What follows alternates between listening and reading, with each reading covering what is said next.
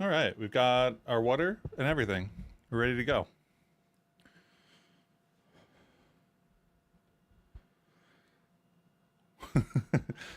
Yes, I have so many questions.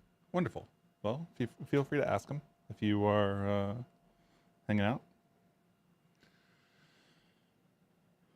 We are switching to 3D. Usually we do a 2D game lately. I know these streams started out with like small games like asteroids and things like that. Ooh, that's really loud. Started out with small games like asteroids and things like that. Moved into some 2D stuff. The 2D stuff got very infrastructure level, is the way that I'll put it. I ended up doing things like adding commits to Bevy and adding commits to other crates and adding this and that and whatever. And I still do that kind of stuff. So if we'll look at the project in a little bit, but I use a bunch of like pre-release stuff and basically just things that are in development. So I submit PRs to them and whatnot. But I'm trying to get a little bit more on mainline Bevy so that it's more useful to more people. So we're doing 3D. And this is kind of like something I was working on during the jam. I've kind of taken it in a different direction since then. We've got stuff exported from Blender, which we'll take a look at in a second. We've got a whole bunch of blocks and things like that. We've got character with animation. Bevy TNUA is the character controller we're using, and if I'm being honest, it took the most time out of everything that I did during the game jam. And it was like at least it was like almost half the code, which was wild. But you can see we've got stuff spawning in here and whatnot. All the stuff that's spawning in is also from Blender, so we're using blenvy currently. Hey Miner, how's it going? So the level we just saw was this one, which is super basic. It's got like a light in it right here. If I can click on the light, dang. And then like a plane, and the plane has a material on it that's a specific color and whatnot.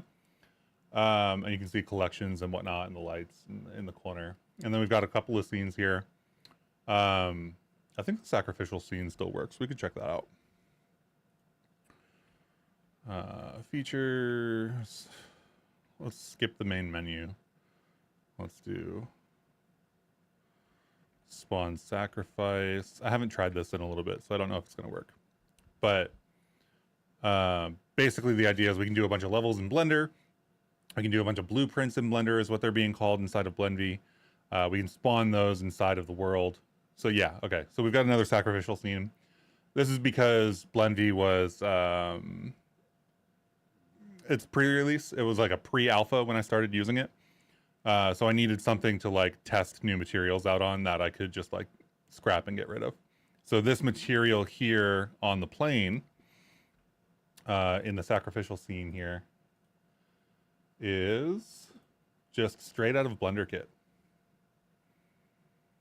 So this is like some random material that I found on Blender Kit.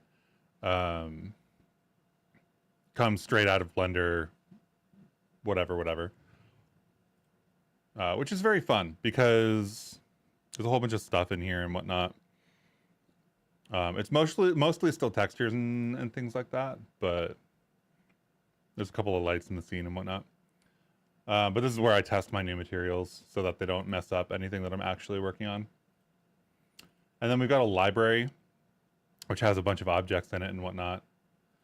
Not super interesting. I kind of deleted some stuff that I was working on and replaced it with some like defaults, if that makes sense. So like a cube here. This cube is got a shader on it as well. It's just a standard material. But we could do whatever we want in here. And I've been doing some baking and stuff for different kinds of materials and whatnot. It's been super fun. I've been really enjoying the like 3D aspect of things. And then we've got this kind of wonderful UI kit that I've been working with.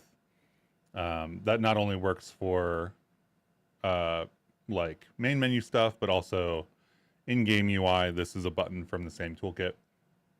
Yeah. You told me that last week too. I'm apparently not a big shortcut person. N does work though. I've used it a couple times. It's just not baked into my memory yet. The other major thing is that when we do Blender work, the blenvy kind of like add-on or extension shows up in this panel, and we can add whatever we want to our collections and our meshes and stuff. So we've got like a collider constructor on this that I've defined a cuboid for this cube, because I think having simpler colliders is generally like better than having more complicated colliders. But if we go back to the level, then I've also done I was making a bunch of changes to this plane all the time and I didn't want to do that, so I use convex hull from mesh, which automatically generates the colliders and whatnot. Yeah, no, I really appreciate you repeating yourself, because I forget, because it's not in my fingers yet. Appreciate it, definitely. Also, welcome. I don't think I said hi when you came in. Is this an already built project? If yes, do you have all parts from start? I'm not entirely sure what you're asking. The engine is Bevy, so let's start there, I suppose.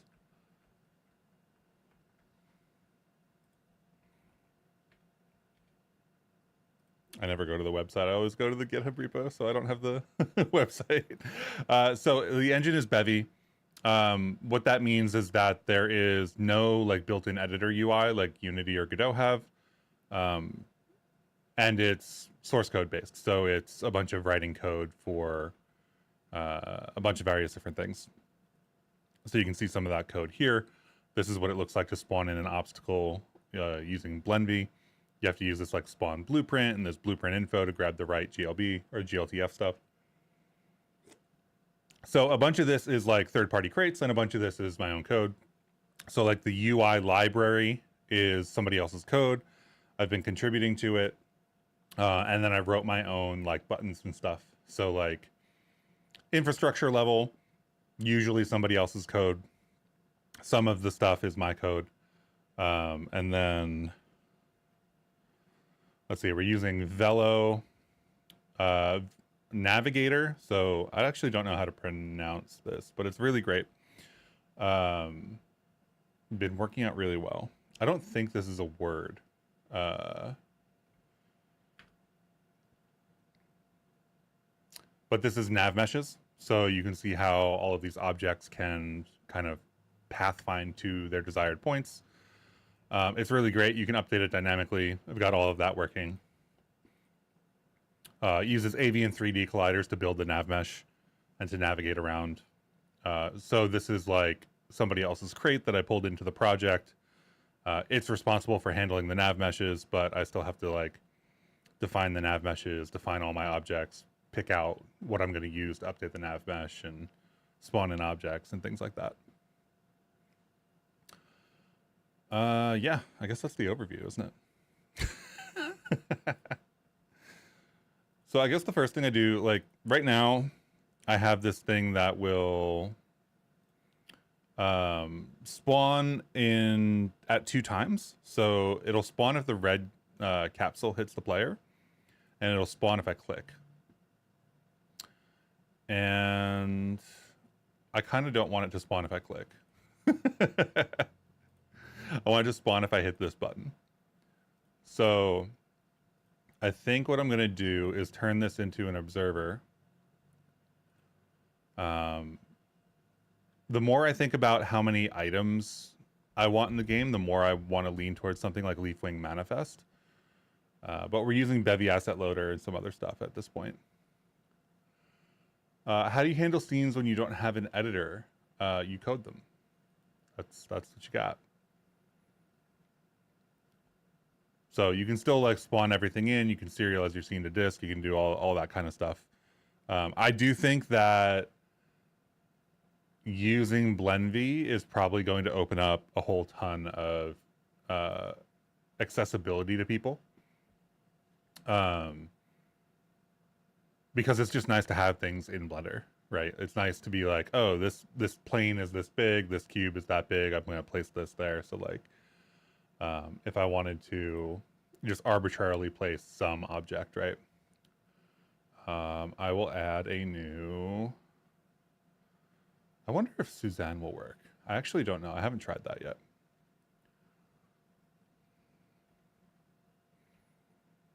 So let's say I want this like off center, like over here. So we save that. It should work because it's just a mesh. And then I've got a little monkey in here. A little Suzanne hanging out. And then like this does some hot reload and stuff. I just don't really use hot reloading that often. So if like I move it back, theoretically this should update, but I never have it set up correctly.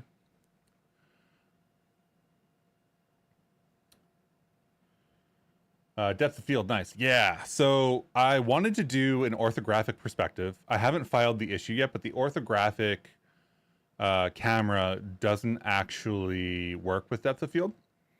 So I actually had to change this to be a perspective camera, and it's just way the hell zoomed out so that it kind of looks like an orthographic perspective, or an isometric perspective anyway. But it gives the depth of field ability. So I need to file an issue for the orthographic because I think it's supposed to work with orthographic and depth of field, but it didn't when I tried it in the gem. Does blenvy also work with Bevy event listener because it needs the system, right? What do you mean by it needs the system? I know that the UI library works with Bevy event listener. I'm not going to dive into the UI library too much because it hasn't been fully released yet.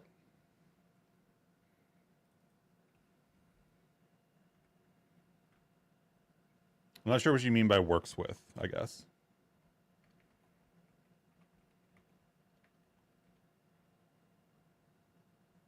I don't think the graph node is hooked up to Core 2D, only Core 3D.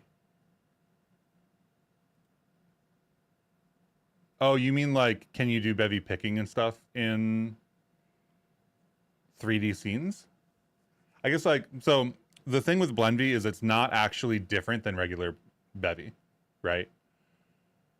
So if you can do Bevy picking inside of a regular, like, whatever, it'll work.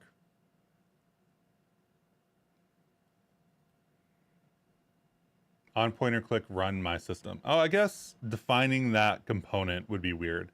I will say the way I've gotten around things like that is, where is this? blenvy helpers. Okay, so this is a really silly example because we can just specify name inside of blenvy.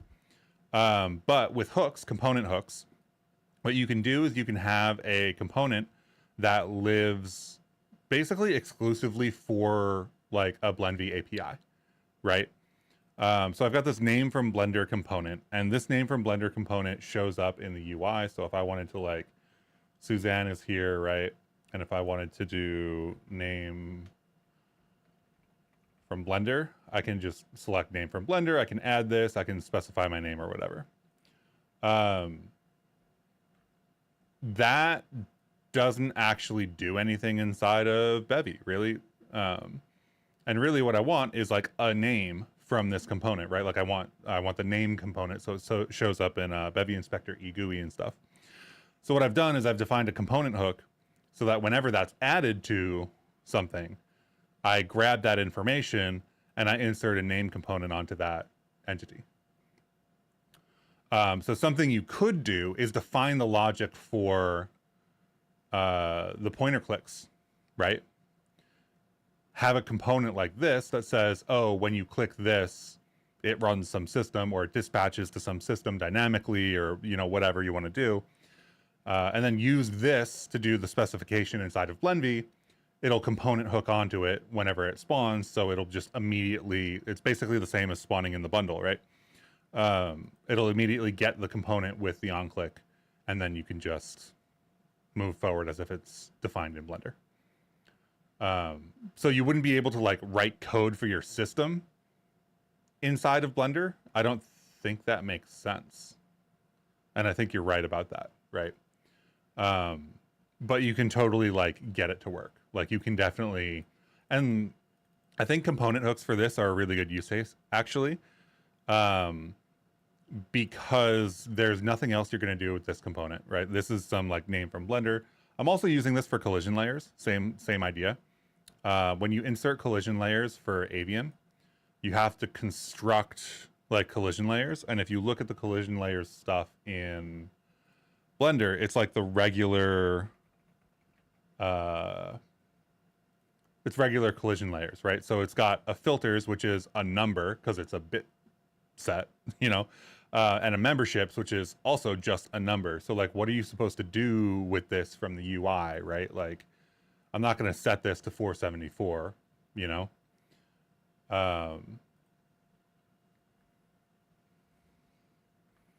So one of the things that I've done is I created all my physics layers and stuff for the collision layers, and then I registered this collision grouping type, and it just groups things into like enemy, player, and environment. And then I use that component inside of blenvy. So if we look at the collision grouping component and we add that, now we have a nice little drop down. So there's ways to get around. There's ways to like basically customize the UI inside of blenvy, but not have those components really have any serious impact on your game either. And then what happens here is when the on-add hook fires, we do whatever. We add the right collision layers for that grouping. And it does mean you have to write a little bit extra code, but I think that this is like, I don't think we can expect all components because components can do so much stuff and have like custom code associated with them and whatever. I don't think we can expect them all to be like perfectly accessible in the UI inside of Blender. But this has been working out really well overall.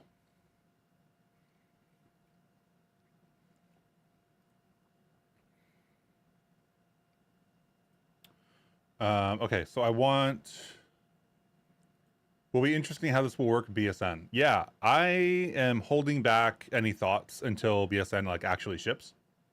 You know, I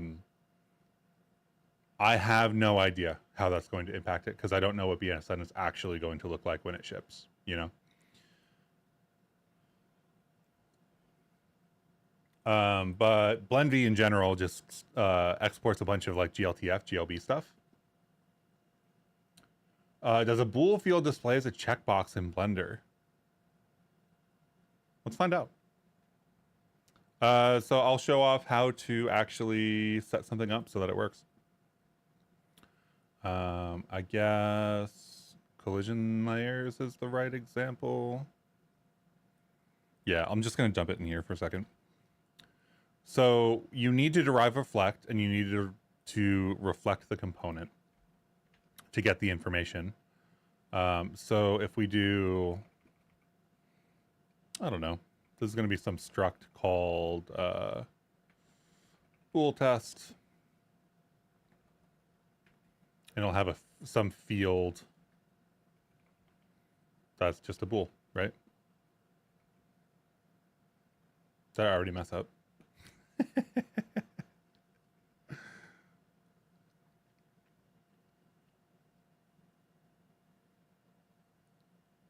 I don't know what you mean by an already built project or have all the parts from start. Like you didn't change the question that you asked originally, so I don't know how to answer your question. What is the wrong here? I don't know what's wrong with that bool field. Invalid component. Why though?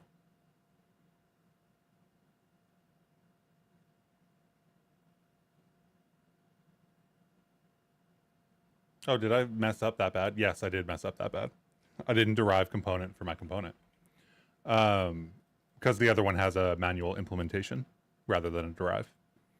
So then we need to do register type because we need to get it into our registry. So the way that blenvy generally works is that it will use the type registry information and serialize that out. So register type bool test. We have our bool test here. You need to derive component and then reflect the component information. And then now we're going to run this. And I assume you can do like a custom feature or whatever and not actually run the full application because everything gets, you know, written as long as all the plugins are installed. And if we look up here, not in any of those, we look at this registry file.json, I should be able to find bool test in here. And this is just all of the registry information effectively for all of our components and stuff reflected into a JSON file. Actually, I don't think this this one is JSON. Most of them are RON. This one is JSON. I think it's JSON to better interact with the Python stuff. But we have this bool test. It is a component. It's not a resource. It doesn't have additional properties or whatever. Here's the full import path, et cetera, et cetera. There's a bunch of reflection information. So if we go into Blender,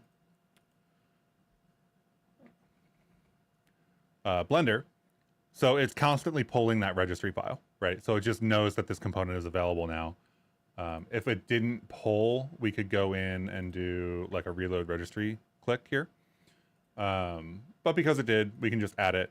And now we have this bool test and our field here is a checkbox. So yes, Alexis, the Booleans are checkboxes.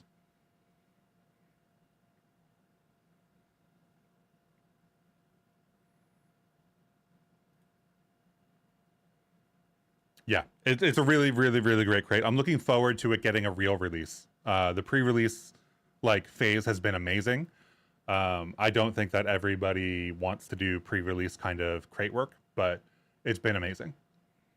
Clever to use hooks to expand the functionality of blenvy. We'll have to try that pattern. Wonder how it scales if you have a massive amount of objects in the scene with hooks, though. I don't think it's any different than like spawning in components, right? Because component hooks are meant to be super lightweight. They're meant to only be very specific things. And they aren't as general as observers. So they don't have as much of the performance overhead as observers do. Not that observers have a large performance overhead, but like dynamically dispatching events or whatever requires some code. And component hooks don't have that code because they're locked to, you know, add, remove, in the future on mutate. Workflow is currently horrible. Modeling in CAD, fixed scale, origin, put together in Blender, export as GLTF, but without blenvy. Yeah, so the whole workflow works without blenvy. Blenvy is just a really nice like addition to it, you know? And because we're running a pre-alpha, I'm actually running Blender from my terminal, which isn't hard. It's just blender --debug. But just in case anything happens, like you can see that I'm having some like collisions for names here for unrelated things that I don't use Blender for, so I'm not worried about it. But like TBD if I need to fix this or not, you know?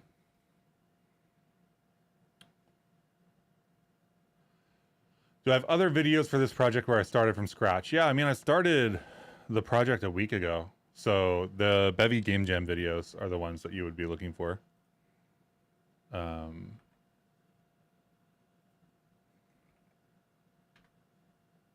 think we started on day one, and then there was another video during the week, and then there was another video later.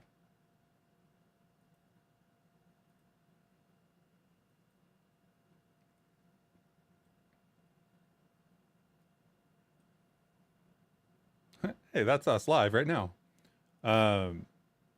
Yeah, so there was the quick start video, the component hooks video, and then there were 2 live streams at this point. So the Game Jam weekend is the start of it. The Game Jam weekend end is the other end of it. And then there was a devlog update in the middle. So 3 videos if you want to like catch up or whatever. And then the live today. So technically, I guess this is week 2.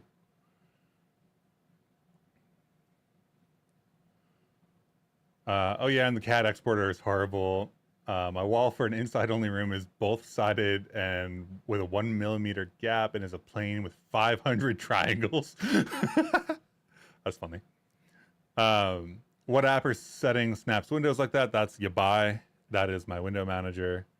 I feel like I should just have like a I should have a command for this. People ask all the time. Um, yeah, it's Yabai. Yabai is great. It's on Mac OS.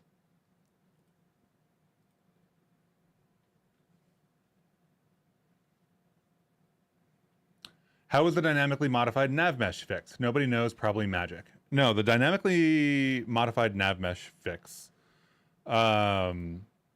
was deceptively simple. I can definitely cover that now. I'm going to remove this bool test because I don't really need bool test in my project.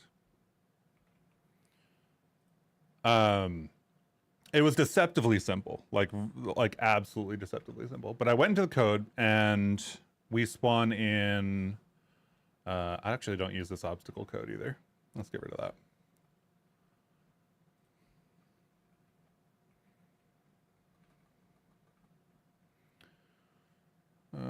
AABBs. Originally, I was using AABBs. There's now avian 3D support, so we switched over to that. Where is the relevant piece that I want to talk about?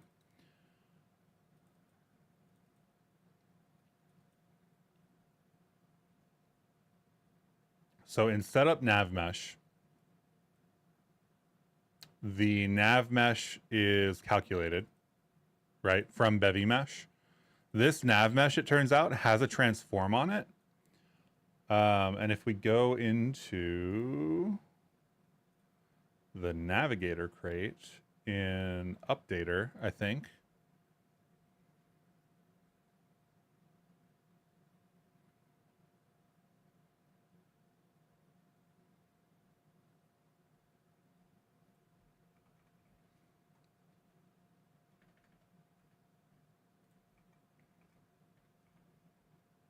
I think it's in the build function.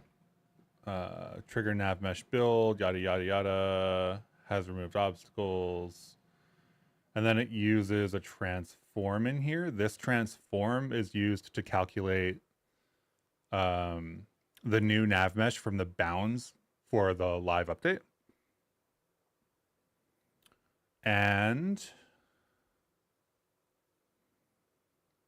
that is all fine, except for the fact that it was resulting in a vertical nav mesh, right?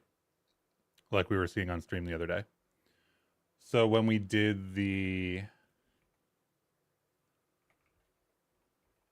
from Bevy nav mesh, you'll see that there's a rotation set on this nav mesh. This is not a transform set on the transform component. This is set on the mesh. So this transform turns out to be really important when we're doing that. So we have to grab it here, and then we have to use that as the transform for the nav mesh bundle.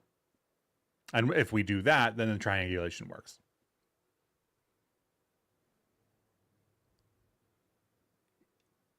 So really all it ended up being was the transform is being calculated and we just weren't using it. It wasn't clear that we had to for the use case.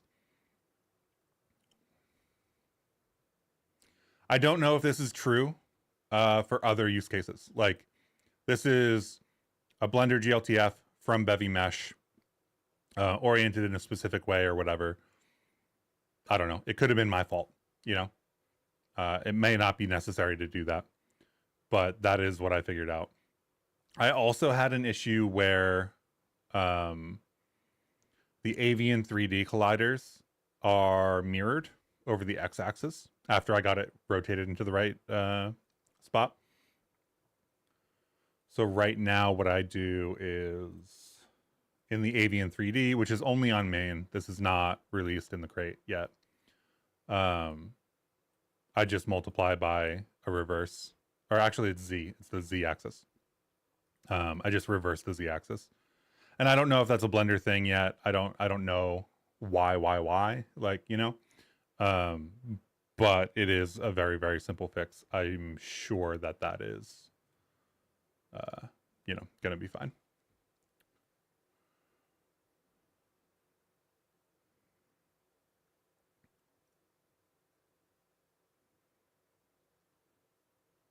Yeah. So let's do the, let's remove that clicking. So I think at some point I want a grid for this 3D world. And I want to be able to place things on that grid. I don't know exactly how I want that to work.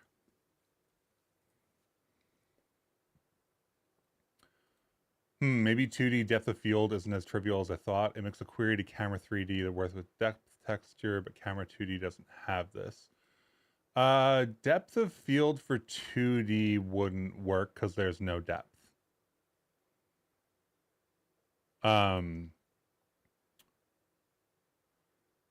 Like there's no depth in the pipeline, right?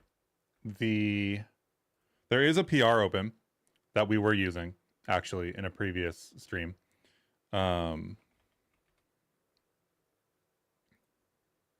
This one. If for some reason you wanted a depth buffer, you could get it by using this PR. This PR works if you cherry pick it. It needs a rebase right now, but it totally works.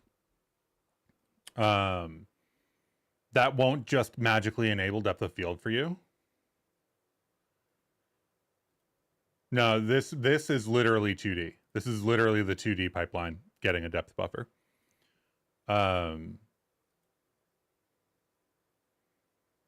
This won't magically enable depth of field. The depth buffer and depth of field, or the depth texture and depth of field, are different things, right?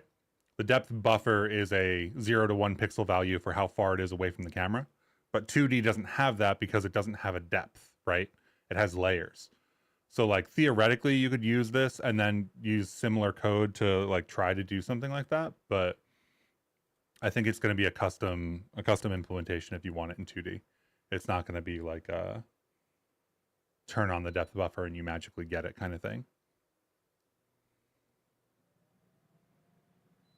Yeah, orthographic and perspective are projections that can apply to, well, I don't know if you can, I don't think you can apply project or perspective to 2D, but 2D is always orthographic as far as I'm aware. And then 3D can use an orthographic perspective or perspective projection.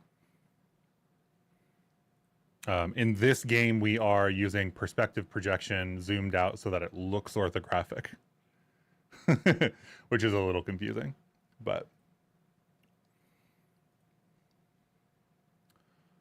so game scene.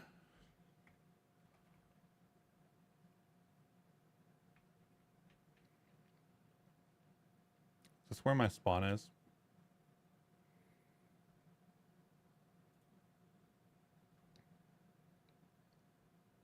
I was just in this file. And then I did a whole bunch of other things. Spawn obstacle. So spawn obstacle on click is going to become something else, probably an observer.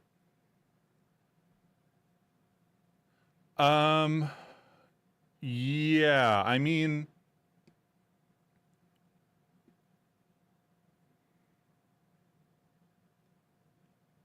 that doesn't explain why it doesn't work for me.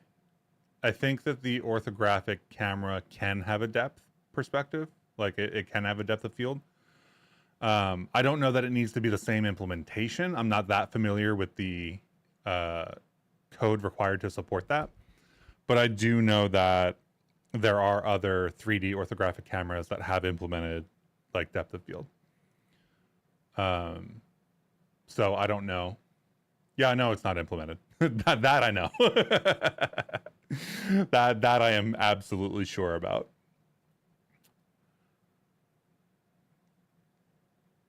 Okay, so we're not going to use mouse button input. Mouse button input is not what I want on this. I guess we make this a observer. So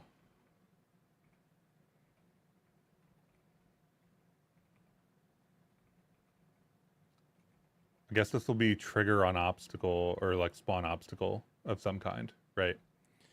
And this needs to be an event.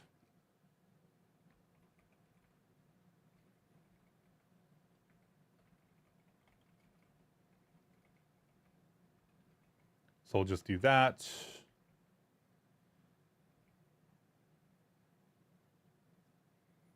I think we're going to leave it as a marker event. Like it's not going to take anything yet because we're just going to copy and paste this code effectively. And this is going to be on click.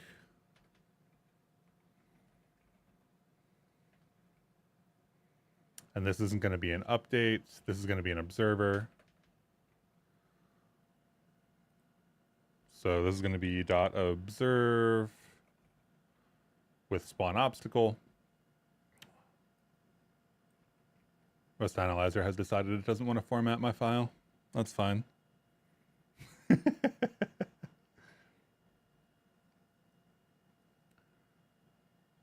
Nonsensical from a physically based point of view. Yeah. Like you can force a depth of field by blurring stuff. But yeah. Totally. Hey, I've been enjoying your videos. Great. I'm really happy you are. Nice to hear familiar topics. Hey Richard, how's it going? General question in game dev. Are shaders used for everything? Yes, write everything. Don't write Rust anymore. Only write WGSL. No, shaders aren't used for everything. Shaders are super useful for a lot of things. And I think that's counterintuitive because shaders sounds like it's like for shading things, like for painting things, you know, like for pixels. But really, shaders can be for changing where vertices are, for doing animations. Shaders can be for painting pixels and doing different kinds of color manipulations and things like that, or discarding fragments entirely. Those are vertex and fragment shaders. So shader really just means GPU program, the same way Rust means CPU program, right? So if you're going to write a shader, you need a language. That language runs on the GPU. If you're going to write a regular program, you're going to use a CPU language, which is going to be like Rust or something. The other thing is that shaders can also do generalized compute at this point. So WebGPU and other platforms, not WebGL, support compute shaders, which is basically just like you can do whatever you want inside of a compute shader. Well, almost anything you want there. It's an environment. It has restrictions, just like anything else. But like, yeah. So shader is basically just GPU program, which makes it super useful because GPUs are really great at doing a whole ton of stuff at the same time. So yeah, they're very useful. They're not used for everything. Sometimes sending stuff to the GPU is more expensive than just doing it on the CPU.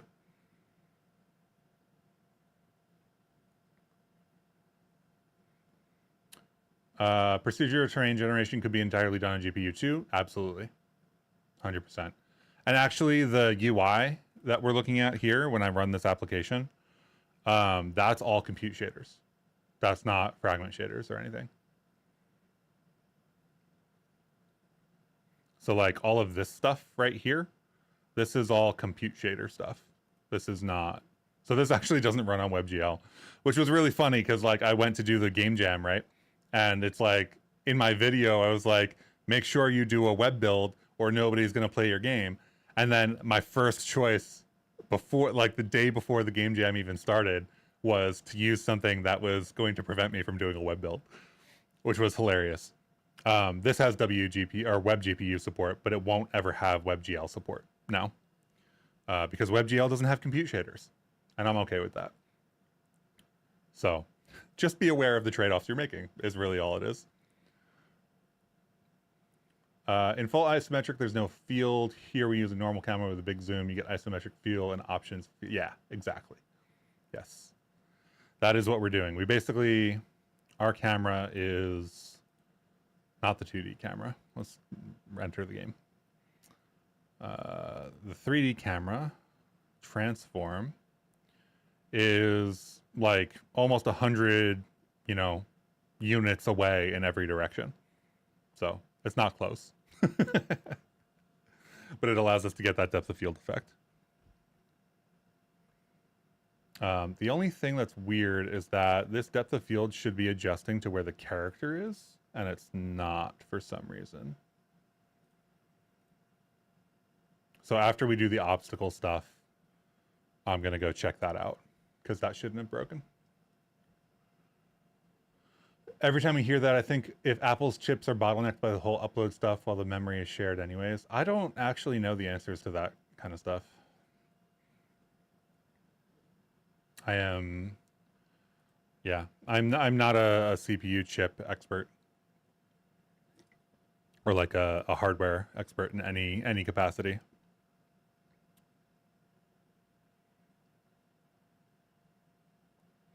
Yeah, the important part for the isometric view is also the scale at -78 or 0.61 something. That's for, there's also true isometric and dimetric. Dimetric is probably what most people think of as isometric because all of the pixel art games that are isometric use a dimetric projection. That is basically 2 pixels over for 1 pixel up. And you draw a diamond like that at a 2-to-1 ratio, which is not isometric. Isometric is a specific thing that is slightly different, but everybody calls dimetric isometric for game development. So yeah, just be aware. If you're doing pixel art, you probably want dimetric. If you're doing, you know, building visualization, maybe you want true isometric. Okay, so that observer's there. I kind of want to move this out of that file. I don't know where to put it, though.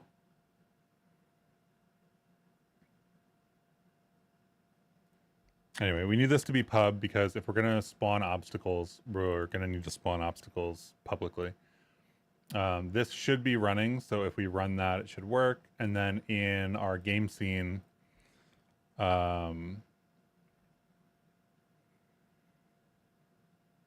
somewhere in here I have an on click. I never remember what the syntax is for the on. Is it... Oh, no, it's not in game scene. It's in game menu. That's why. Game menu. Here's the on pointer click run from earlier that we were talking about. So this is going to be commands. Commands.trigger spawn obstacle.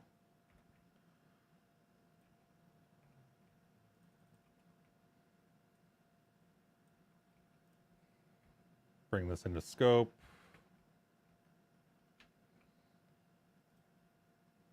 I know Rust Analyzer is really not liking me today for whatever reason. Probably haven't updated VS Code in long enough. Fine-tuning the depth is always very precise. You mean the depth of field? All right, we have a little bug here, so we need to resize the window to make this render first. So mouse click doesn't spawn stuff. Let's get our little person out of the way so it doesn't collide with the other thing. And then this is spawning them in. So our UI works. Huzzah. And this is just like a random 2D like UI button. So I want to make the click animation or like I want to make a on click kind of animation to happen here, but that's fine. I'm super happy with like the fade in animation. It's funny that that doesn't get any styles until it's animating. I don't know why that is. I'll have to fix that.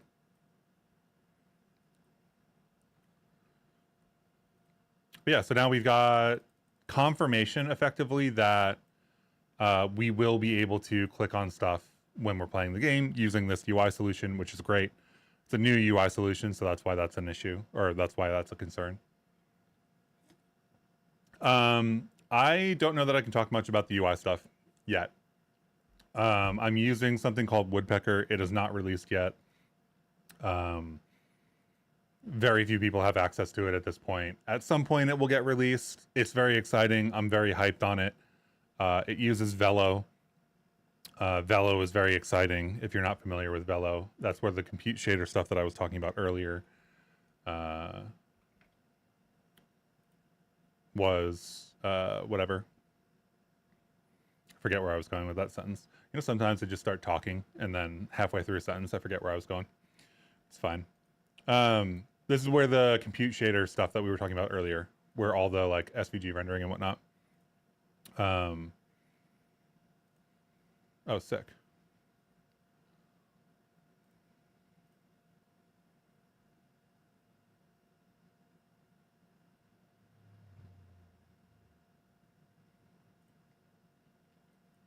Yeah, that's fine. We could do that too. That's a PR for Bevy. That is almost ready to go in. Cool. So our buttons work. Bevy Velo is very cool, very exciting. I will talk a lot more about the UI library when it actually gets released. But similar to blenvy, I'm just kind of like using it and not making videos on blenvy yet because blenvy is still in pre-alpha, right? So like I don't want to drive traffic to blenvy too hard if they aren't actually in a release, you know? Like it's kind of like staged releases, right? Like right now we're in pre-alpha, so like people who are comfortable like making code changes, it'll go into alpha fairly soon, I think, and then there may or may not be a beta. It may just go to release. But once it's released, that's when I'll start making videos on it, because that's when most people will be able to use it most widely. Velo is a package that animates SVGs. No, not entirely. It's kind of true. Velo is a line bender project. I think it's just Velo under line bender. Velo is a line bender project for 2D rendering in a compute shader environment, effectively. So it can do SVGs. It can do fonts and stuff like that. It's being worked on or sponsored in some way by Google Fonts as well. So that's very interesting. They talk a little bit about being like a PostScript inspired API and whatnot. And there's a bunch of like SVG-ish looking stuff in here if you look at the actual rendering API. But yeah, very exciting, very cool. Very exciting to see this actually being usable, especially in something like Bevy. Built on top of WGPU for the compute shader access and stuff. And then Bevy Velo is Velo integration with Bevy, which has been working out really, really well. It has SVG support. It also has Lottie support, which is really interesting. And that might be what you were talking about when it comes to SVG animation. If you look at Lottie is basically, actually, I don't know how they describe it these days, but Lottie is basically like if you do stuff in After Effects and you wanted to run it, you know, on the web or whatever, you would export basically like After Effects to Lottie format, which is effectively SVG kind of stuff. I think if I inspect this, I will be able to actually see that here. Oh no, that's on a canvas. They didn't render the SVG. That's fine. So it's like if you did some animation like this inside of something like After Effects, how do you get that onto other platforms and actually render it like on the web and stuff? So this is very widely used at this point. It's come up over a number of years, and Velo has support for, or Bevy Velo and Velo or whatever. Velato, I guess, is the Lottie support. But yeah, very exciting, very, very cool. Very into that. Don't know if it makes sense for like upstreaming or anything, but not Bevy related. Are variadic generic parameters coming to Rust, or will it always be macros? I don't know the answer to that question. Yeah,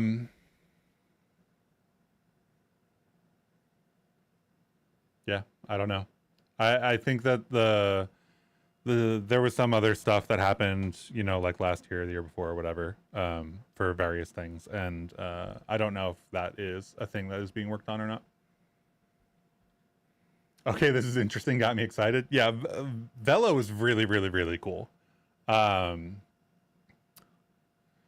like the UI kit is also very, very cool. I actually have like real widgets here. So like you see using Bevy picking to do the pointer clicks here. So on pointer click, run this basically system, which is amazing. Bevy picking is huge. That's going to get upstreamed at some point. They're actively working on that. And then like I've just got this button here. So when we run this, like all of these buttons have that animation where they like have multiple bars come in and then out and whatever and come in. That's all encapsulated, and I don't have to rewrite that over and over for all of my buttons, which is really fun. I know it's like, it's just widgets, but like, yeah.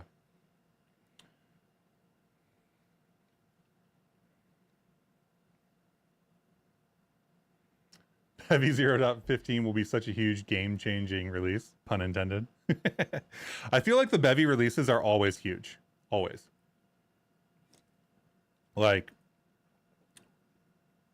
every time I look at a release, they have major rendering features and major new sick things, and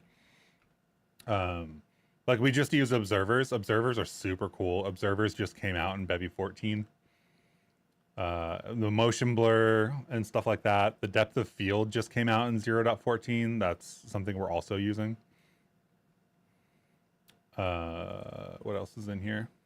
Anisotropy, which we're not using at all currently. Volumetric fog is, I think, also technically turned on in this demo, but we're not using it. Like there's nothing to use it with. I forget if I turned that off or not. I know that has issues on the web, so I don't remember if I turned it off or not. Screen space reflections also just made it. Sick. We'll probably end up using that. It's just the same every release. It's amazing.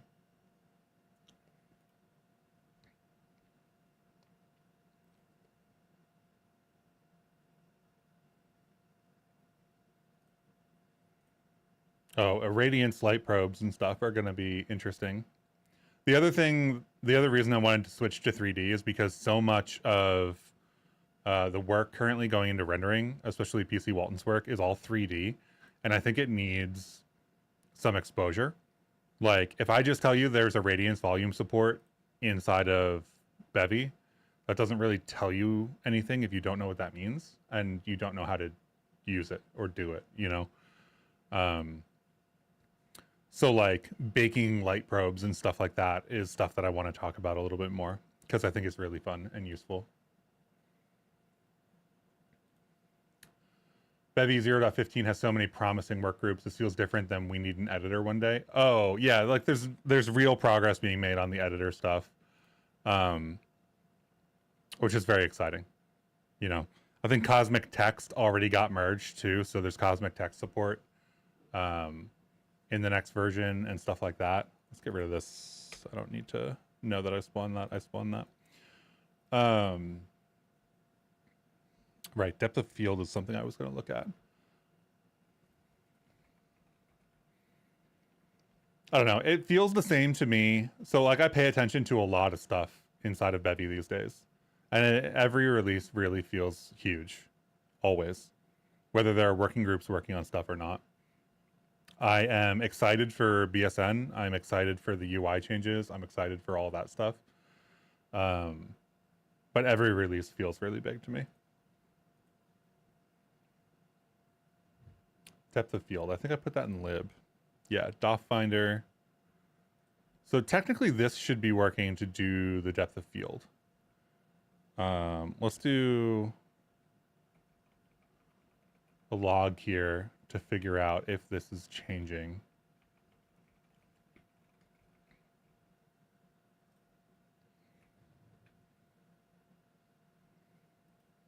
I guess I don't really need to build it with the main menu right now. Actually, I don't know if it'll crash if I don't, because I just implemented the game scene stuff and I didn't. I think not spending or not using the main menu also doesn't spawn the 2D camera, or didn't at one point. Oh, it looks fine. Okay, so we are living at something or other. Let's get our little character out of here. So the translation is changing. That looks like it's right. Why wasn't it working before? Maybe there's something else going on. I don't know. I thought it was broken before. It's not. Wins for me. Don't have to fix things that aren't broken.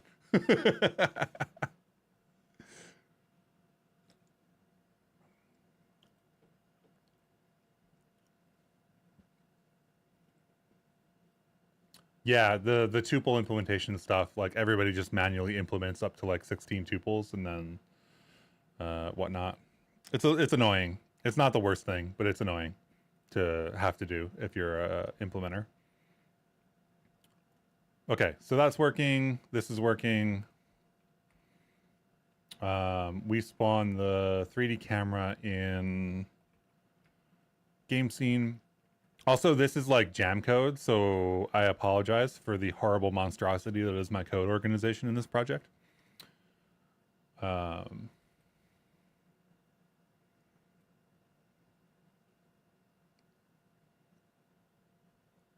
it works, don't touch it. Okay, orthographic, depth of field, bloom, volumetric fog. I want to do an environment map light as well, but I think I'm going to make a whole video about that.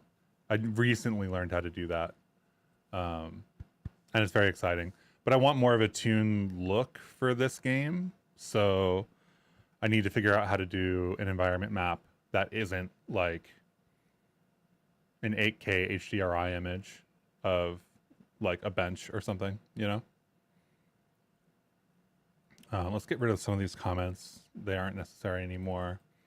Bokeh only works on native. There's Bokeh and there's Gaussian. So we could change that. I think we do have to actually change that if we do web GPU deployment. But we can change that at the time. This is the orthographic camera I wanted to use. Okay, so volumetric fog is in. Is it... We've got a directional light. We've got volumetric on there. Cool. So we do have volumetric fog enabled currently.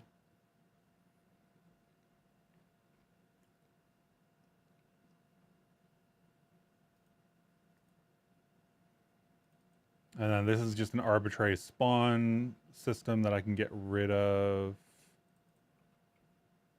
Sync weights is syncing animation weights. We did that in the other video, the other live stream.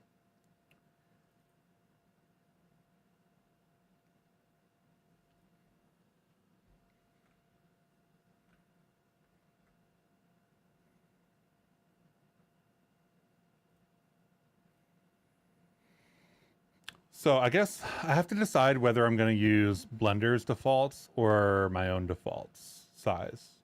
Blender's default cube is 2 by 2 by 2, it turns out, not 1 by 1 by 1 as I expected it to be. Let's do a new collection in here. We'll just call this test for the moment. We'll add an object.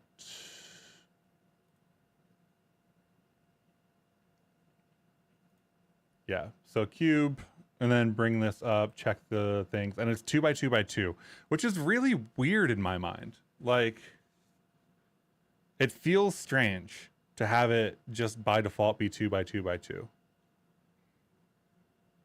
I guess everybody removes the cube anyway when they start, so like it's not that big of a deal, but it does feel very weird.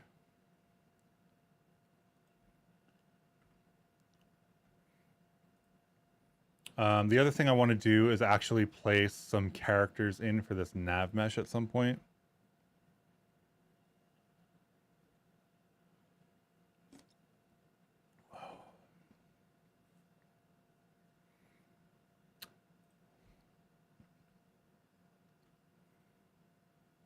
So maybe let's do a grid. How do we do grid placement? I actually don't know if Bevy mod picking... I have Bevy mod picking basically enabled for 2D and 3 and not 3D right now. I don't know if you can have both enabled. 2 by 2 by 2 puts the control at the origin and then all sides except one unit out, I guess. Yeah, yeah, I know. I guess like it still feels weird to have a 2 by 2 by 2, but I guess I'm coming at it from a programmatic perspective and not an artistic perspective when I look at this, right? So like, I don't know, maybe 2 2 2 makes more sense because of the 1 1 1 on either axis, but yeah, I don't know. So the question is, how do we get a grid and can we enable like 3D picking, right? So I don't know if we can enable 2D and 3D picking at the same time. I also don't know if that's going to be an issue.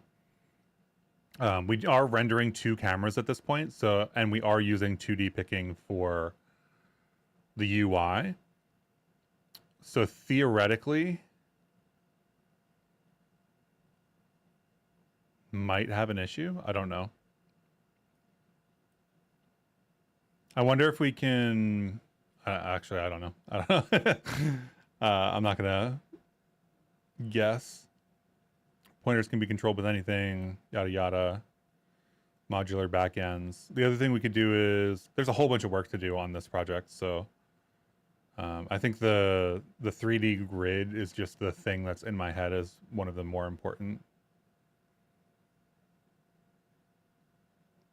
If you aren't aware, we did the game jam, and the game jam theme was cycles. So theoretically, this would be like a game about running a laundromat, and you would be placing washing machines. And I think to place things, I want grid.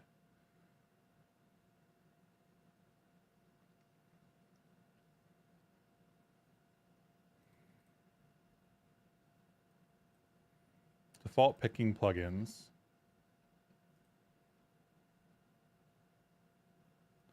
Let's just try to add something and see if we can click on one of these boxes, I guess.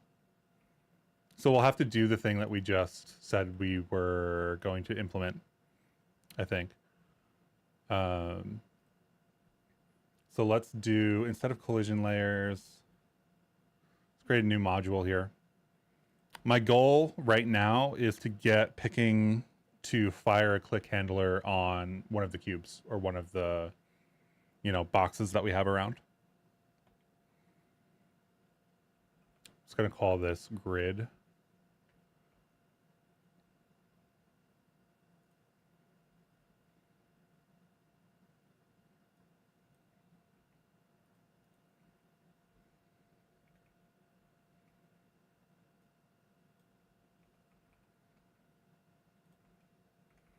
So I'm going to create a plugin here. For anybody who's not familiar, I'm going to bring in the Bevy Prelude, which is going to have the 80% of the stuff that you need for a Bevy application. This build allows us to access the app and add whatever we want to it. I think that we're going to have to register a type here so that we can work inside of blenvy with these things. I don't want to prefix it with blenvy necessarily because that makes it sound official. Maybe I just start calling these Blender things, Blender components.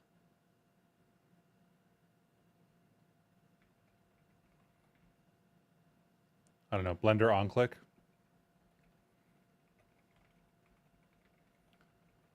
When we have Blender on click, we'll need to derive component, reflect, and probably debug is also useful. And then we'll want to reflect the component information. So this will register. We need grid plugin to be a thing that we put into our application. So I'll just throw this next to the blenvy stuff. Actually, I didn't bring that into scope, so I need to bring that into scope, which is fine. And then we're registering the type, so we need to run the app to get that type out.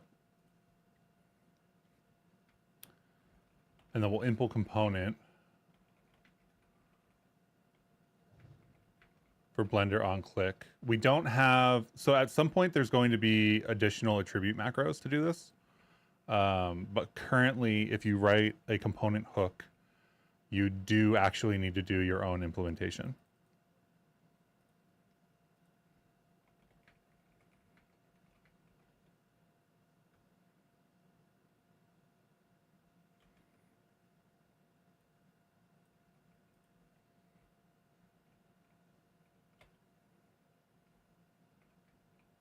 I guess we're never going to be querying over all of these, so sparse is fine. These are just going to be added and removed. I don't know if sparse makes a difference compared to table for this use case.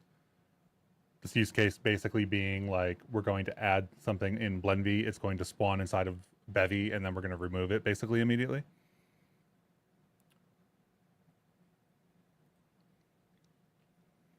Where are my other helpers? Here's a helper.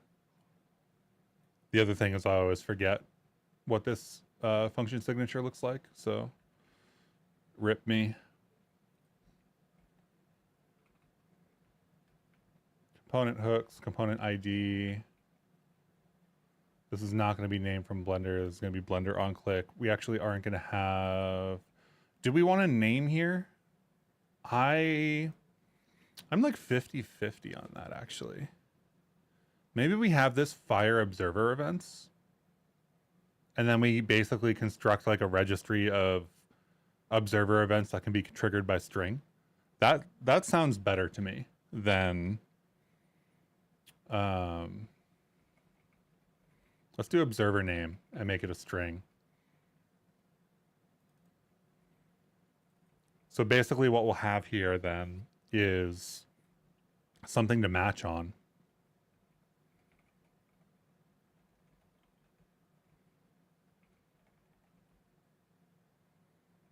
And these observers will have to do all of their work like internally. Like we won't be able to pass any event information in. Maybe we might be able to pass the entity or something, but like we don't need to pass the entity necessarily. And then we'll take this.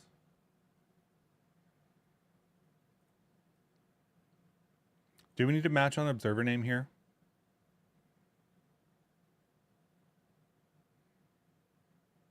No, we are going to need another system that matches on observer name.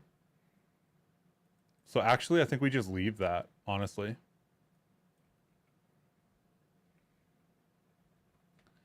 I probably want to do a lookup here to make sure that we have observers registered. The moment when you're blocked coming up with a funny crate name again. Look for bird names.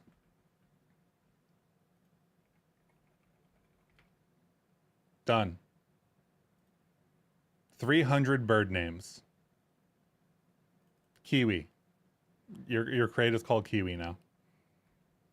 Or use bird species. Finch, dove, starling. None of these are taken yet. And there's a giant list. Bird name associated with assets. Okay, bird species that what? Stores food. Chickadees, nuthatches, woodpeckers, jays, and crows are your options for birds that cache things.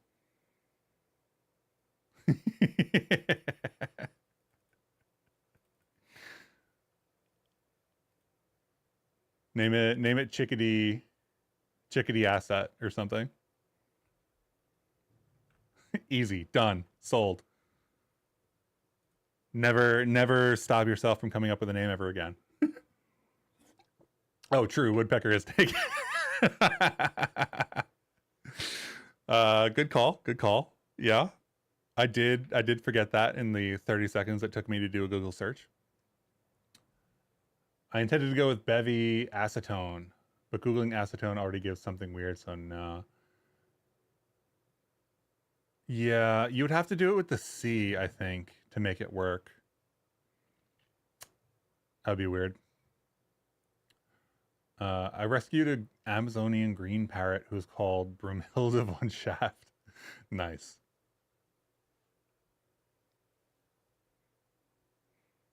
Genius tip. I always do that with flowers. Yeah. I think that because Bevy's so early and nobody's really taken bird names yet, that you actually have an opportunity to brand it if you really want to brand it. I will say there's a lot to be said for just like calling it what it is. But if it's like, for a lot of the UI libraries, there's so many of them at this point that branding differentiation is important. Whereas for like, I don't know, maybe if it was like a recursive asset loader, you could just call it like Bevy recursive asset loader or something, you know? Okay, so we do need a function here.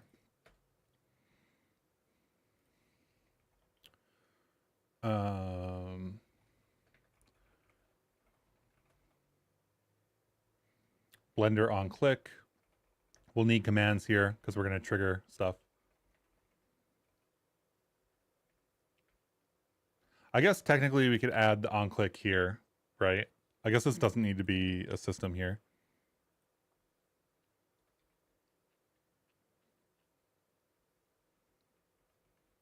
That makes more sense, I think.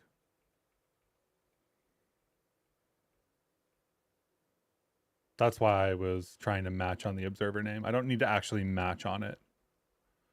I just need to entity insert on. I'm never going to remember that syntax. On pointer click.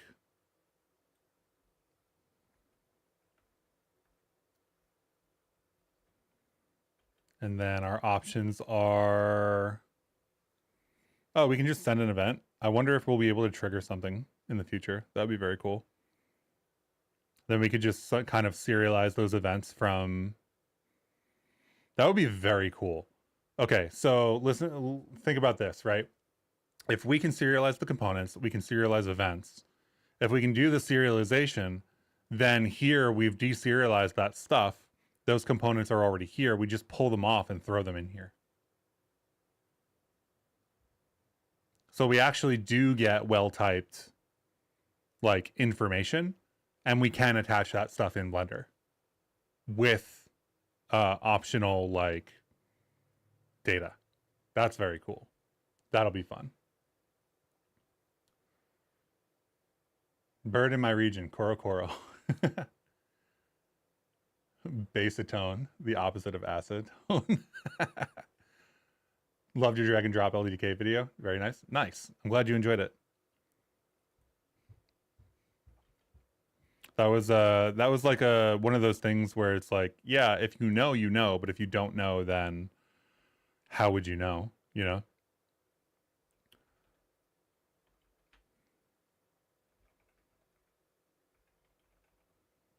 We're just gonna log out for a second. These things need to come in from Bevy mod picking. And then I don't think we need to remove this necessarily. I don't know that this component is going to cause us any issues at all, actually. And we may just want the metadata information, so why not keep it around? Bevy chickadee. There you go.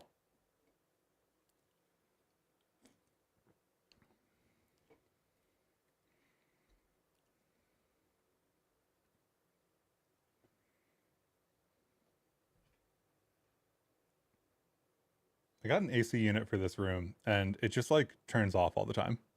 I think it doesn't have a temperature monitor in it. Okay, so Blender on click, on pointer click, run, info on click. Get rid of that semicolon. I guess let's info on click with observer name. If you're not familiar with this syntax, it's super useful. You can use info inside of Bevy with like this question mark operator with some like variable that's, you know, capable of doing that. And then have a message at the end as well. So if you just have some information, you don't need to like build it into the message. You can just put it here with the variable name. What is wrong with that? Cargo watch X check. Let's get cargo watch going, since we don't really need to run it. I guess this is a move closure. That makes more sense. And we're not putting anything into it anyway, so. Mutable borrows. Is this going to be a string and that's technically borrowed from that? Is that the issue?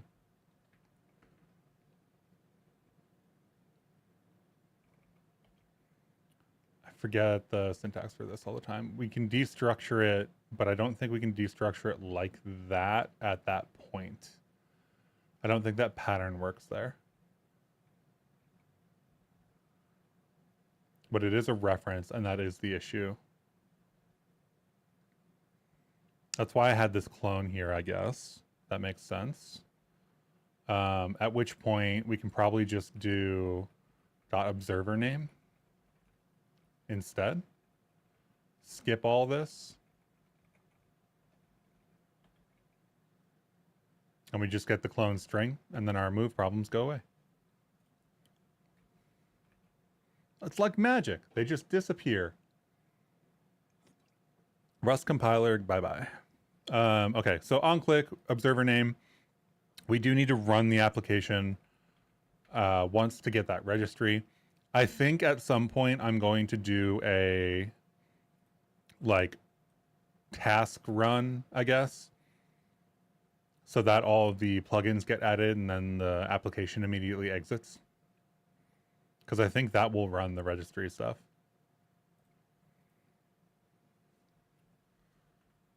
And in the meantime, we'll put it on these washing machines. So let's go back to looking at this. Let's go into blenvy. This is cuboid and stuff. This is the collider. Let's do... I don't know if this will work on the collection. I think it'll work on the collection because it's part of the scene. So let's do Blender on click. And then we type in the observer name here. This probably should be an enum in the future or something like that. Give us a little bit more safety. But let's do...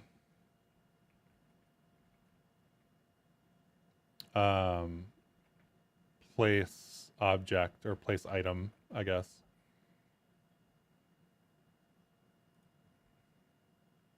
So theoretically, we run this, we click on something, and it just works. A second bin that doesn't include default plugins, yeah, that kind of thing. I unfortunately, I do think we need default plugins because there's nothing, and then we can click on these. Look at that. There was an error there. I think that's a nav mesh error, though.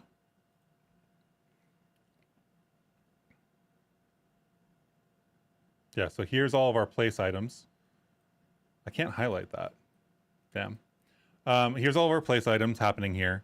So we get observer name place item. This is the, like, way it looks when you do this, which is very nice. So you get the timestamp at the beginning, info or warn or whatever, the path, and then you get your message, and you also get like observer name equals thing. Really useful, really useful if you don't know that that exists.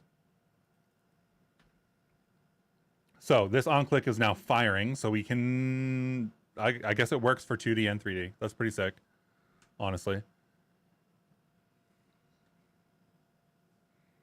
Can an observer have local? I don't know what local would do for an observer. Let's find out.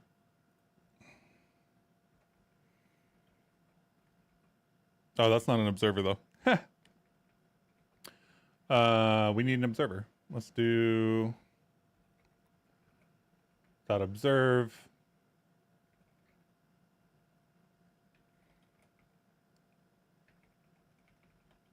Trigger on, I don't know. Click. What are we doing here? We don't really need an observer to run here. I guess like it makes sense to make it an observer because that will make it so that we can actually separate out the logic instead of having one giant thing here. An observer on the app that observes spawning entities and local holds an int for differentiating between spawns. I think there's already an event ID. But yeah. So let's do commands.trigger click, I guess. No, I can't name it click. Why did I name it click? Blender click. Blender click. Can we make this an event as well? So we're reflecting the component logic here. If we derive event for this, we can probably just do Blender onClick. Something, probably clone, right?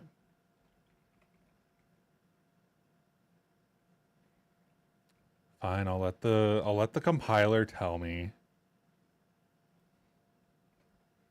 This will be Blender onClick. This will be mute commands. This is a little bit silly, but I'm interested in testing the local thing.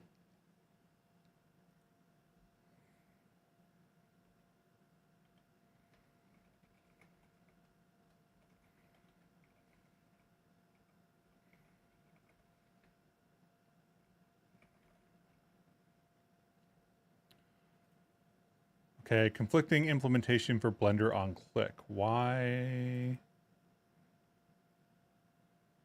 Interesting.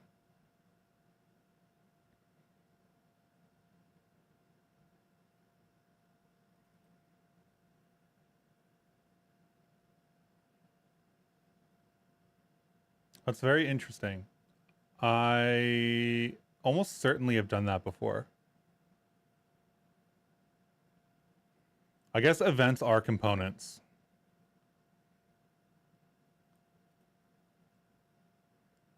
Which is unfortunate because I guess for the manual implementation they conflict.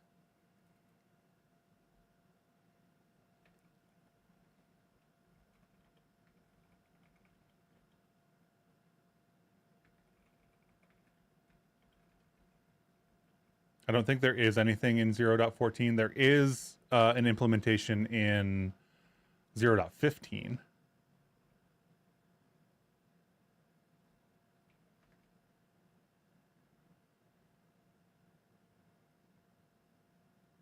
Okay, so we just have to do a manual event. So the derive macro doesn't recognize manual implementations, thus tries to do its own implementation. That's fine. Yeah, every event is already a component, but we need the component hook. That's the big thing. We need the component hook. So we have to have the manual implementation, and the derive macro for event doesn't recognize a manual implementation. Because I guess you could theoretically put this anywhere. It would be unreasonable for event to be able to recognize that. But it's fine. There's nothing in the event implementation these days. In 0.15 in main already, there's event bubbling, which is very cool. But there's nothing there at the moment. So that should technically work. So if we do a local U8, and then we do what, like local plus equals 1 for every time this runs.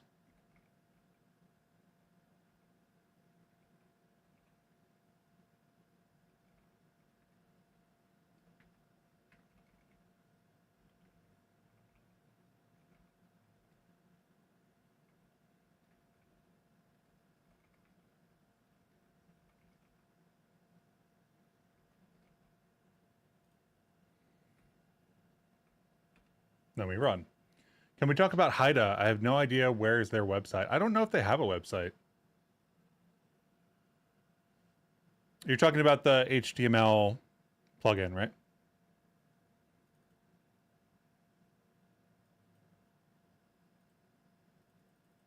Yes, locals work. In observers. Locals work in observers. I guess that makes sense. because what is an observer but an entity with an observer component? So if you're an entity with an observer component and you're running a system consistently, that system is probably registered the same way that everything else is. So that's very cool. I guess like logically you would expect that to work, except for the fact that local feels different than everything else, but it actually, local isn't different than anything else. It just does store some state. But if everything is a system, those systems already have access to all those system params and everything. So it would work. That's very cool though. Haida, I don't think Haida has a, I don't even know if their repo is called Haida. Let's see, where was the last time we talked about Haida? I don't think we had one last week.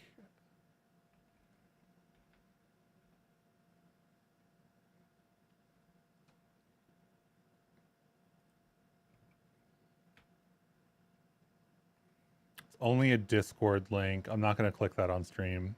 I generally don't show Discord, but if you go here or go to the Showcases channel, you'll be able to see the Haida stuff.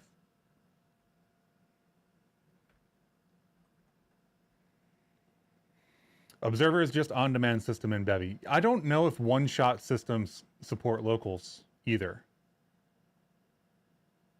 You know? I'm not familiar enough with the implementation to know if a one-shot system supports that. If a one-shot system does support that, then it makes sense that observers also do. But I've never had a use case for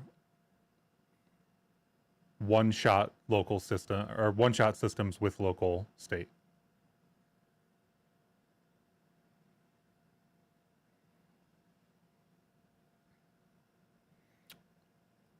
But that's very cool.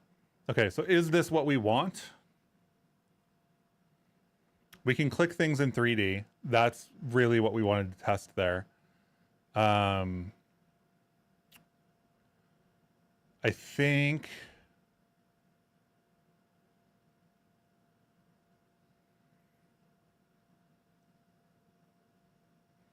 think we would have to flip into like place mode for a grid, and then we would programmatically just like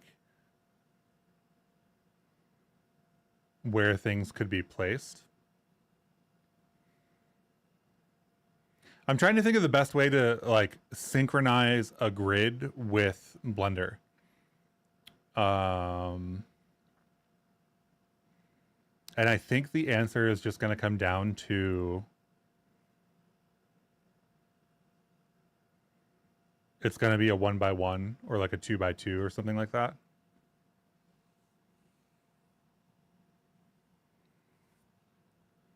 So if we don't actually have a grid, right, and we want to display a grid that you can then theoretically click on, I guess we don't really want you to click on something. We want to show something that you are going to spawn based on where your cursor is. So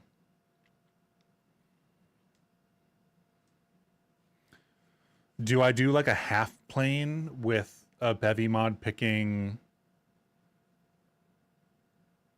interaction? Will that work?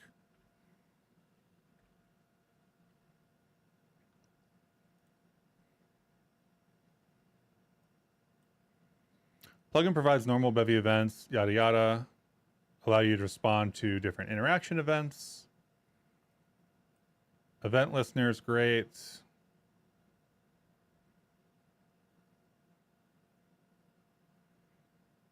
Rapier, XPBD, Raycast. I guess we would want an avian Bevy mod picking backend.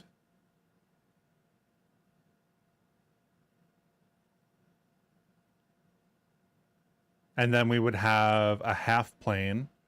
And when you were hovering your mouse over that half plane, we would be able to tell where on the half plane you were.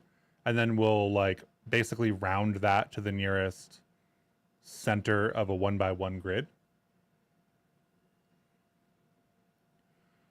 Is Bevy a good way to learn Rust? I have some experience in Rust, just a real beginner still. I think it is. I think there's a lot to be said for being able to place things on screen. And if you're not preoccupied with like doing game development, like capital G, capital D, like game development, you know, like shipping an indie title or something. If as long as you don't get distracted by that, just putting stuff on screen is wonderful. Like mutating things, moving them around, whatever is wonderful.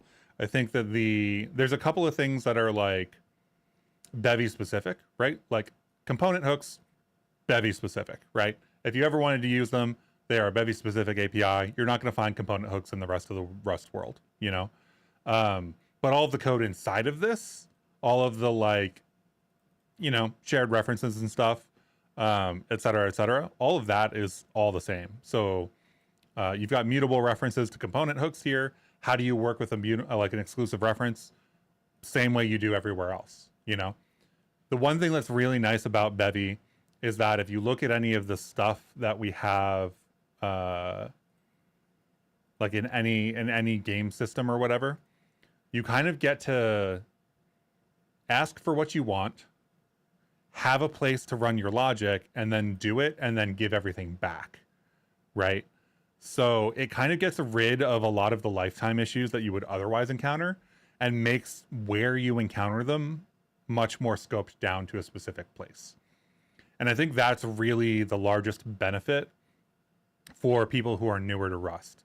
Like Bevy gives you a structure within to write Rust, whereas the place that I see a lot of beginner Rust stations go off the rails is they end up doing their own large scale architecture for their program.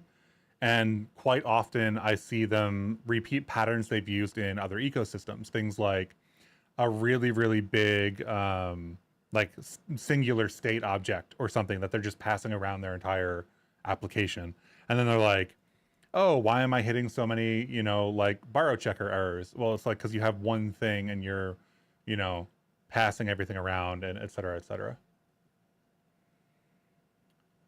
So I think Bevy is a great place to learn Rust. I think that as you don't need to be interested in shipping your own indie game or something. I think it's a great place to learn Rust. And that it uses a lot of Rust concepts. So, Ahoy, could you give a brief overview of what you've done today? What have we done today? We've talked a lot about Bevy stuff. We've talked a lot about observers.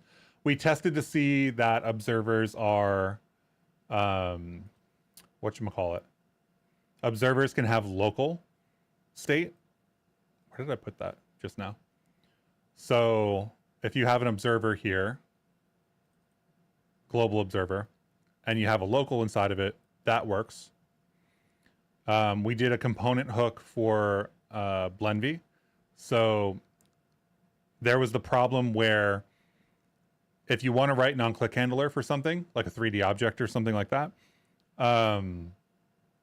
you have to register that in Blender somehow, right? Like, how am I going to write code inside of here? I'm not. So we created this component that has like basically a dispatch name here. And then we use a component hook with that component name that we've reflected and sent to Blender and pulled back to run pointer click events. And we're going to use that observer name to like fire specific pointer click events so that like you can imagine these doing specific things or whatnot. But that's just something or whatever. What else did we do? I don't know. We did some other stuff. I can't really remember. We're basically working on a 3D game this week. And I think for the foreseeable future, we're going to keep doing 3D stuff. So I'll run that game for the people who just showed up. Well, let's run the main menu version of it. We talked a bunch about Velo and the UI library that I'm currently working with. It's unreleased. We talked a lot about blenvy and what it is and what it does. This is the UI library. Does modals and stuff. Obviously that modal isn't styled. And then we have the game and we have like in-game UI built with the Velo stuff as well. So if I click this, it drops in one of these cubes. We talked about nav mesh stuff and fixing what we did on the live stream the other day. What else did we do? We did a whole bunch of stuff.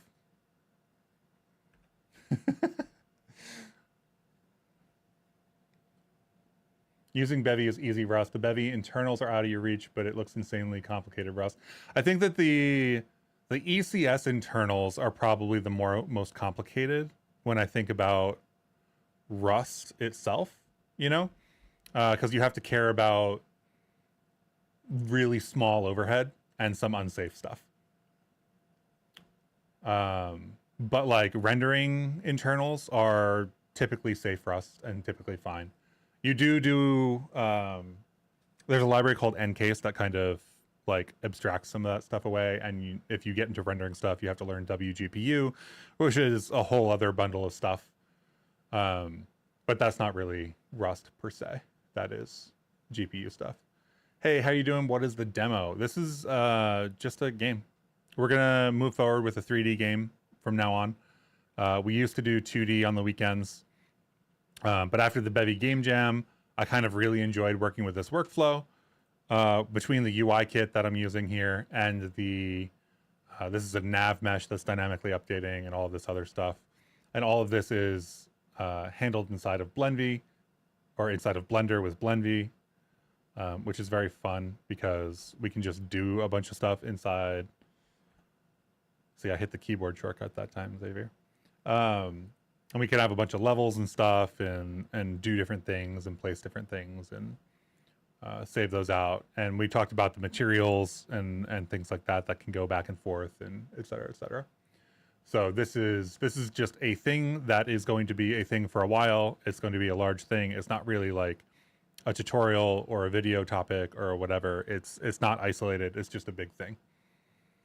I think it's going to be like a cozy, like run your own laundromat game, but we'll see. Local on one-shots work. Yes. And you confirm that they do? Sick. That's great. That makes sense. It's amazing, but it makes sense. True, making your own architecture is bad, specifically the one that looks like React Redux. Whatever. I don't know. I have 10 years of working with React under my belt as well. So like, I've seen a lot of things change. And I don't particularly think Redux is a bad thing. It's fundamentally just a reducer, right? Fundamentally just a fold. And if you think about it like that and you think about things in a functional way, then like that can make sense. But, you know, to each their own. I'm not going to tell anybody they have to use anything. Also, there are significantly more modern things.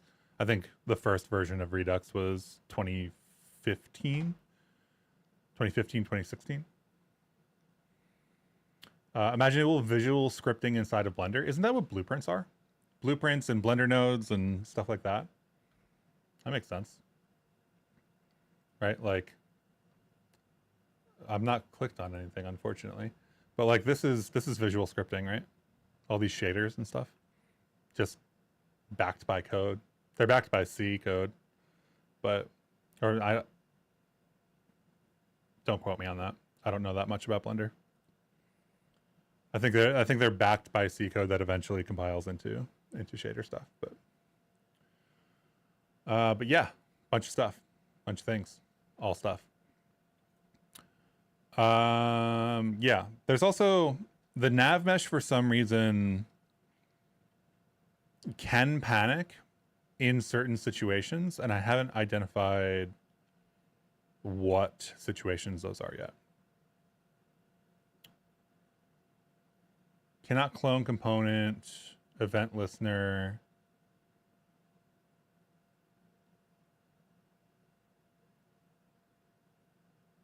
Interesting. Let me run that again quickly.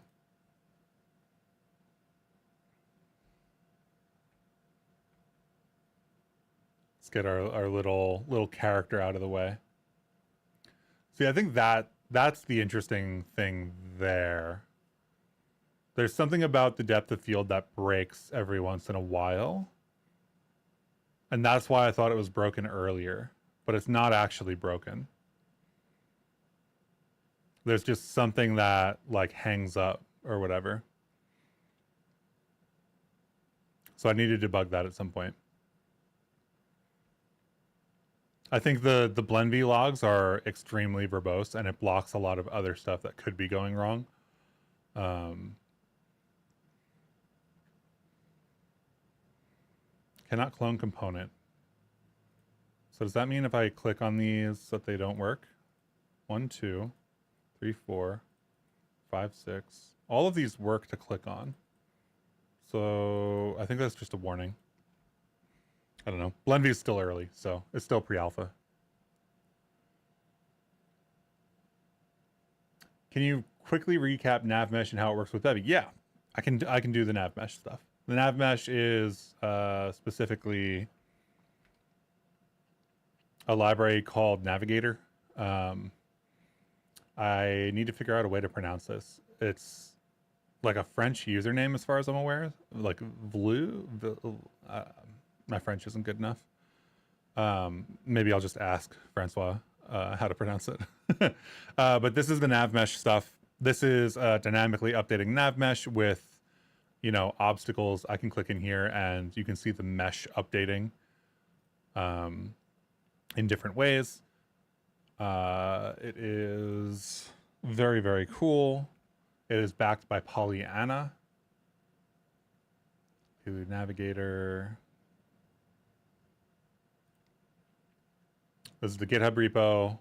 There's more other WASM demos for different things. Pollyanna has a paper behind it if you want to read the paper, if you're really that interested.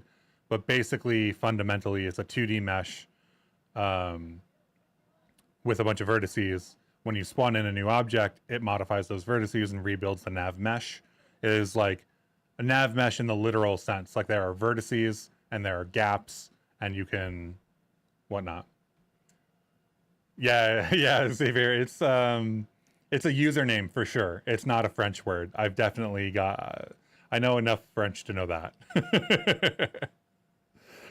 But I still don't know how I would pronounce it. My native tongues don't give me the like how does a VL sound in French kind of vibe, you know? View? You think it's view?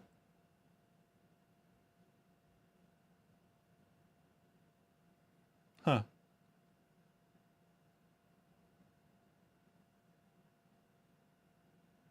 I guess I'm so used to VUE from the front end world that it didn't occur to me. You think it's violet and blue mixed together?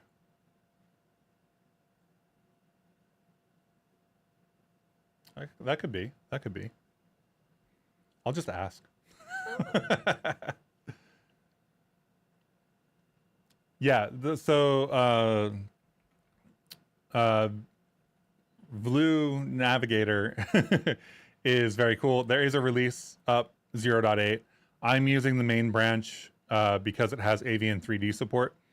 So when these things are coming down right now in the game,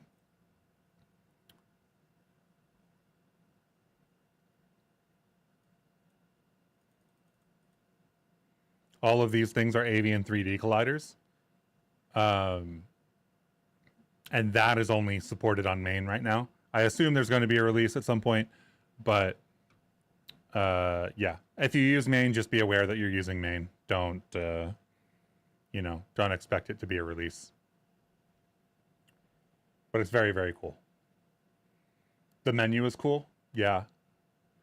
I'm really happy with the menu. The menu is, I spent a decent amount of time on it during the jam, especially these buttons, because I wanted to make sure that it could satisfy my like animation desires, if that makes sense. And I'm very happy with the way that it all turned out. So I think I want to do a series at some point on recreating like game UI from other games and from production games and whatnot. I was going to do it in Bevy UI. I actually started with Hades and I re-implemented the Hades UI in Bevy UI. I don't know that I want to maintain that code for like, you know, 5 or 10 different game UIs. So I might do it with woodpecker. We'll see.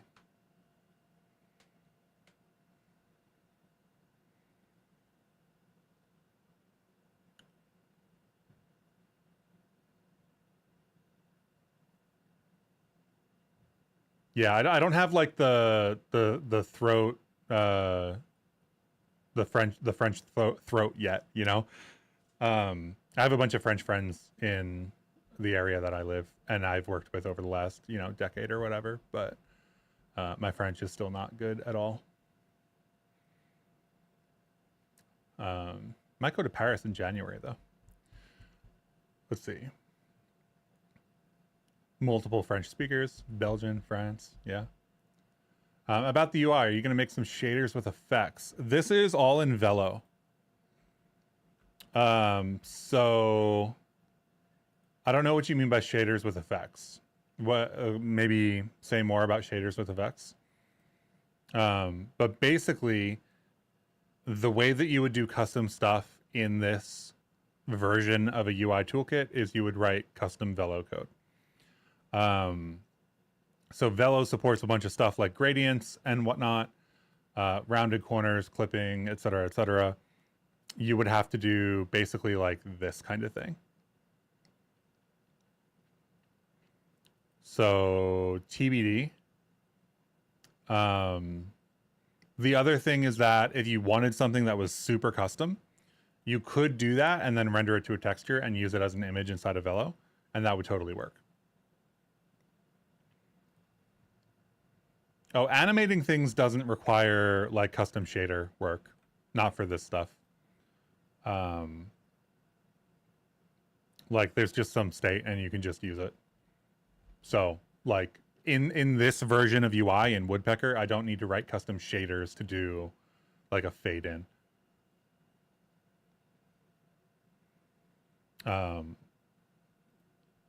The buttons, if you notice when this pops up, have multiple bars that go across and come back and whatnot. And that's all done without writing any custom shader code. Which is very cool. It'll re-trigger if I resize at the moment, so yeah, I think like in Bevy UI, you need a custom shader specifically, like a fragment shader or a vertex shader or whatever you're gonna do. But Velo is a different rendering engine effectively that lives in a compute shader. So you actually don't get fragment shaders, but you do get a decent amount of stuff. And if you for some reason wanted to bail out to something that was really a shader, it is possible to do that shader, have it render to a texture, and then use that image inside of this UI. So like there is that bailout option, and I don't actually think it would be that bad if we had to do it for some reason. But yeah, we definitely don't need to do shaders to do custom stuff like that, or to do transitions. Like these are all transitions as these buttons come in. Okay, so clicking works. Let's do kind of like gritty stuff. Is there a Bevy mod picking backend for Avian? Is that what we're going to have to do here? Did I catch up on chat? I think I caught up on chat.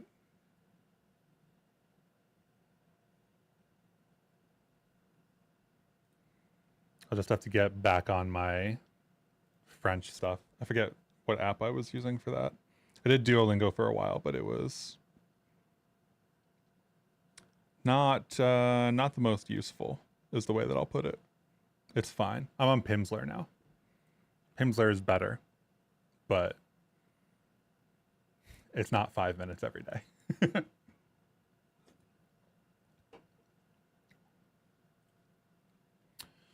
Okay, built-in backends. Avian. Oh, Avian has a backend. Okay.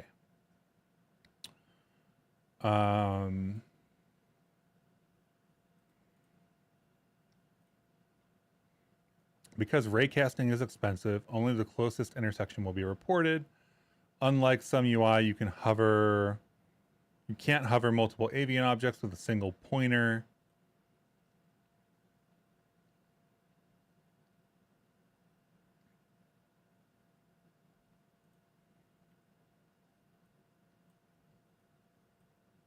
You cannot hover multiple avian objects with a single pointer by configuring pickable to not block lower elements, but still emit events. You cannot do that. Okay. As mentioned above, all that's supported by completely ignoring an entity with pickable ignore. I don't want to put pickable ignore on everything to make it hit like an underlying collider, though.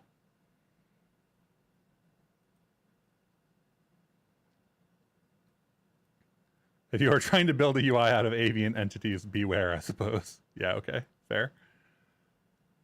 Require markers. When set to true, raycasting will only happen between cameras and entities marked with an avian pickable.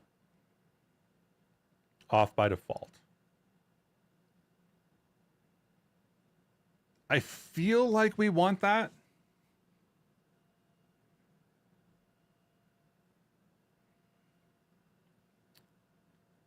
I'm trying to think through the implications there, because if we require markers,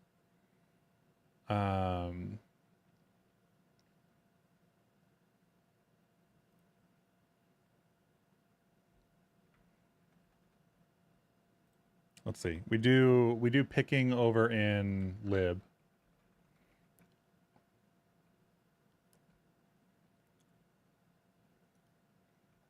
Default picking plugins is something. Oh, this is a totally different crate. Yeah, okay. Let's pull that out and go back to mod picking.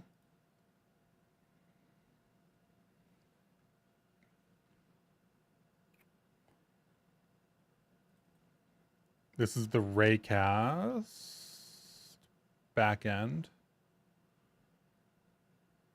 Yada, yada, yada.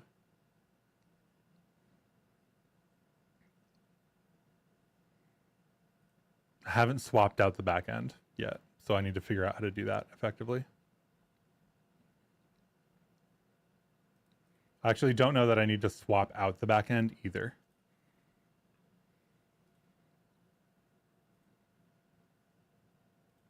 Here's avian. This disables the raycast.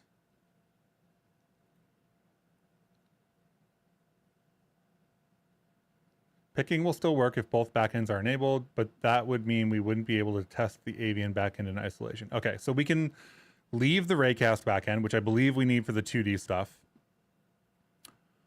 And then picking mode normal, and then we'll require markers for the avian picking stuff. I think that makes the most sense.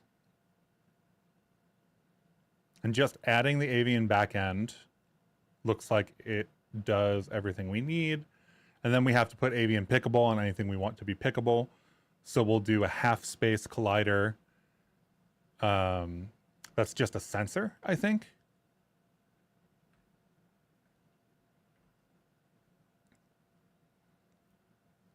And we'll just spawn that like right in the middle of everything.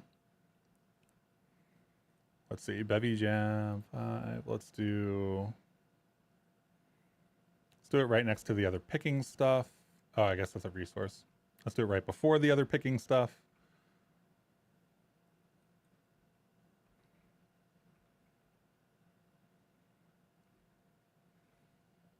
Gotta go. Thanks for the live. Have a good one. Every Saturday, so if you want to come back. Cargo ad Bevy. What's it called? Bevy picking avian. Bevy picking avian.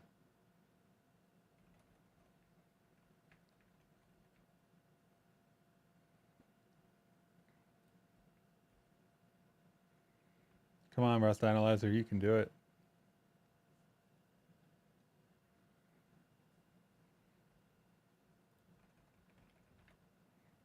Make sure we get the download here. Cargo's already got it. Come on, Rust Analyzer. Come on.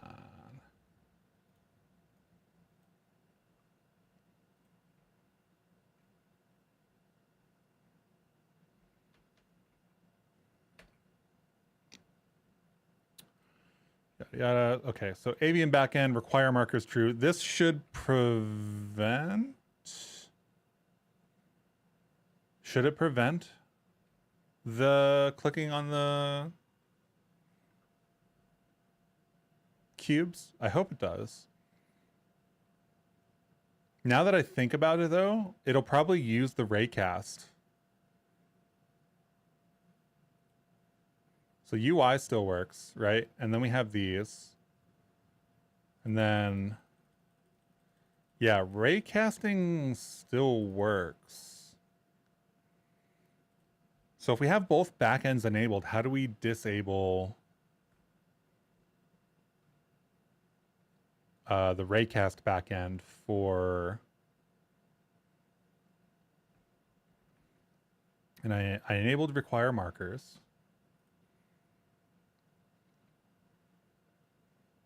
Bevy mod picking.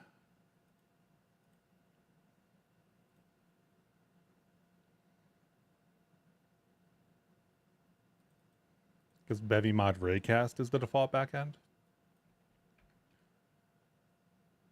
That blacked out. That was weird. Bevy mod raycast.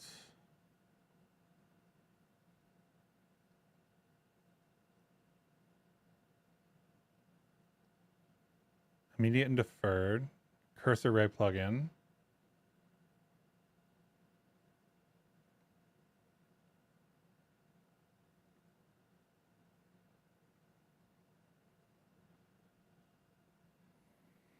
While the deferred API requires adding components on entities, in return it's generally more hands-off.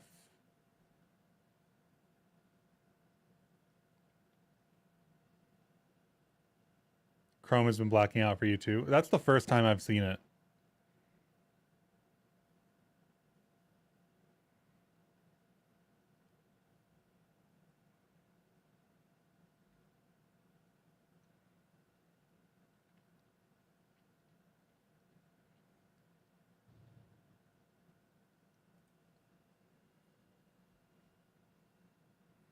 This is for raycasting against meshes. The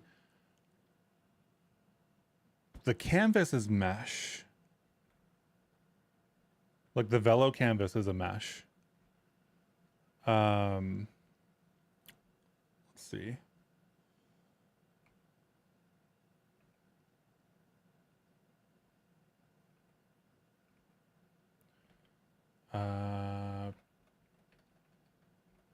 Picking, default picking plugins.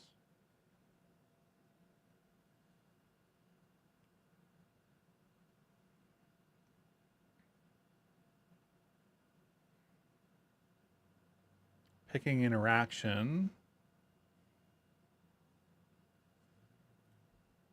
I think picking interaction is from Bevy mod picking.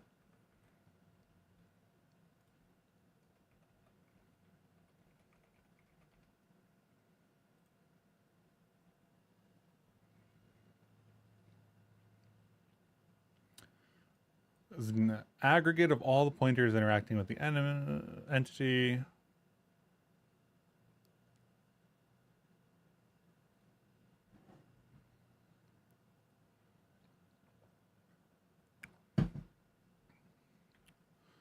I am okay. So if we have to restrict Bevy mod picking's raycast backend to only the Velo stuff, I would have to make changes to the source code for Woodpecker, which is fine. I just did a very similar change actually for render layers. But that is not a stream topic. That is something else. So I think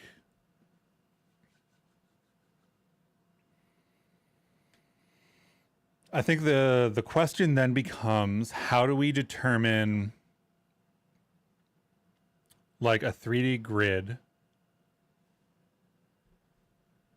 and have locations in the world without manually specifying a giant 3D grid?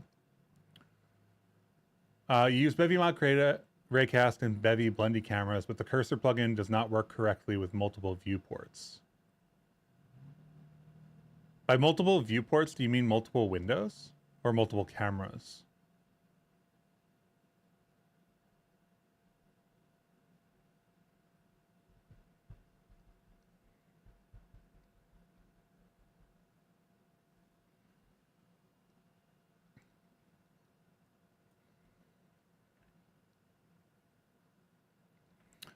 The really silliest thing we can absolutely do is spawn a plane of a specific size with a subdivision and highlight that subdivision.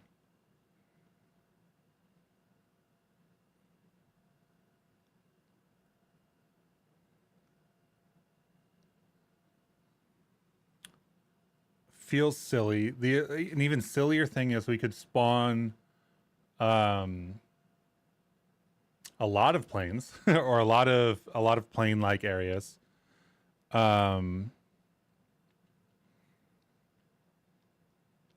Inside of a certain radius.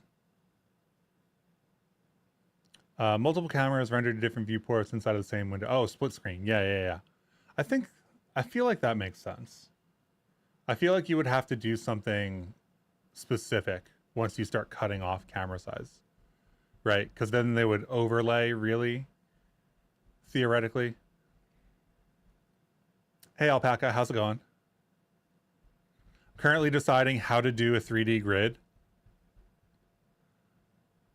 I'm trying. So I was going to take the angle of let's implement picking, and then let's use the picking information to kind of lock to specific locations in the world, and use like a half plane to do that.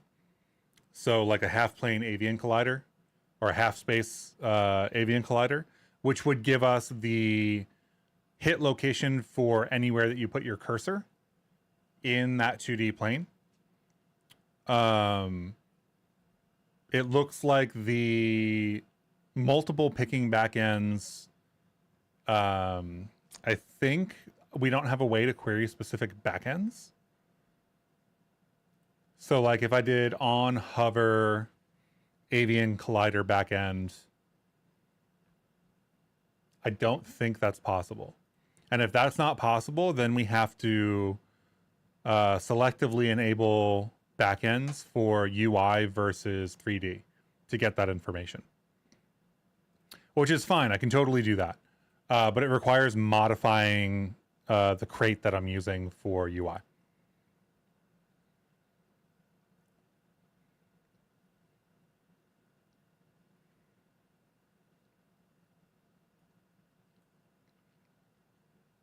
I guess we could just try it.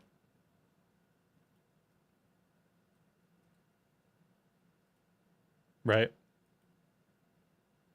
Let's just do a spawn of like an infinite plane and see if it works. You would recommend Bevy mod raycast without avian, just a normal Bevy mesh and the cursor plugin. Oh yeah, why would I guess why am I using avian? I was thinking about avian because of the colliders, but I guess I really don't want avian when it comes down to it. I think you're right, actually. Thank you for pointing that out. I got streamer brain. So let's get rid of the avian backend for the moment. But if we get rid of the avian backend, it uses what does it use? It uses a raycast to any object or any mesh. Oh, you mean Bevy mod raycast by itself? No picking?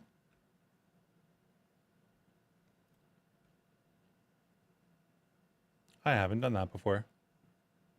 I thought it was just a backend for picking, but maybe it's not.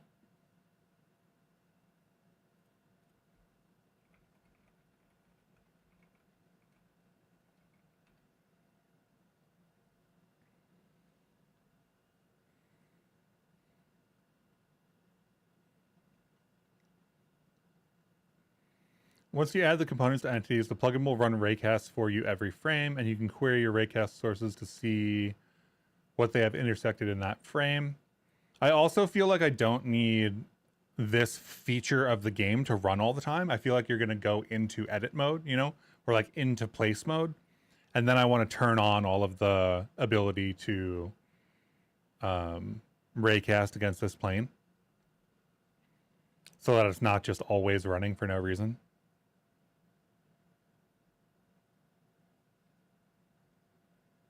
So this raycast then lets me fire rays. I do want it to be mouse related though, is the other thing that I'm thinking. So if I do this without picking, then I am foregoing the picking features, which would have that mouse information, I believe.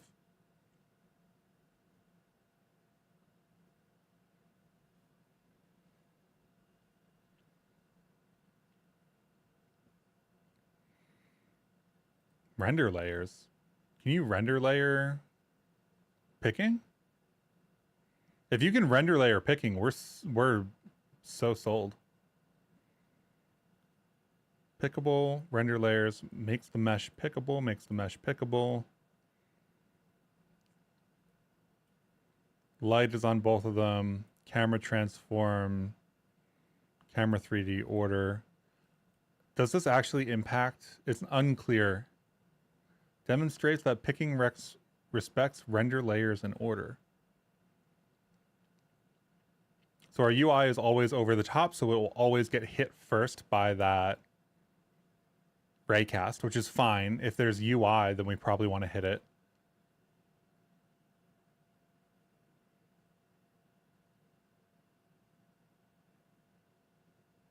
Oh, just grab the cursor ray? Sure, why not? So basically this, and then Bevy mod raycast. I don't think we're using a custom version of that. Let me just check. I think that's the wrong.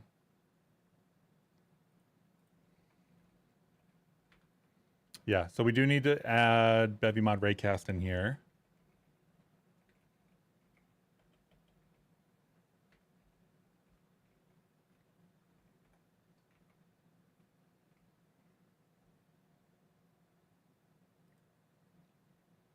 And then we're doing this in grid over here.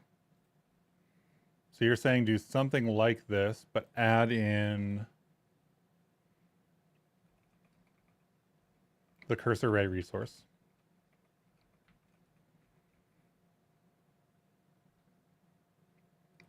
And then I assume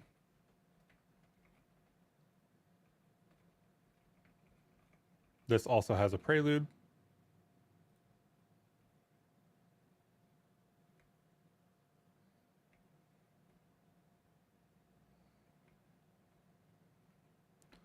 Lock that out, run a check, help use a double colon. Yep. Thank you, Rust compiler. So this raycast system, then we can just run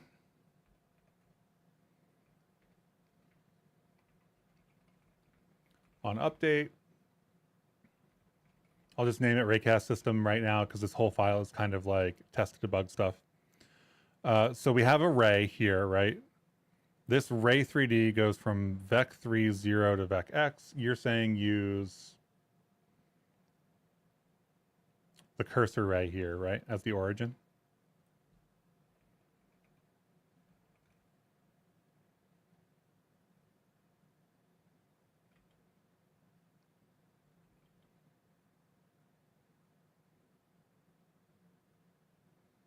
That's an option ray 3D. You're saying do the cursor ray itself just passed in, which already has a ray 3D, which is why you're telling me to undo that.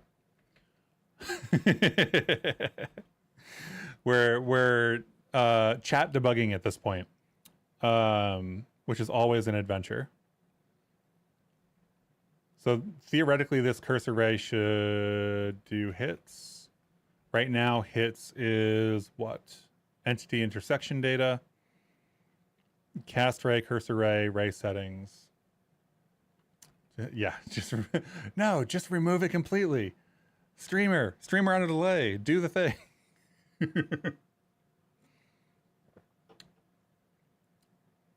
I'm also reading code out of chat, which is not easy either.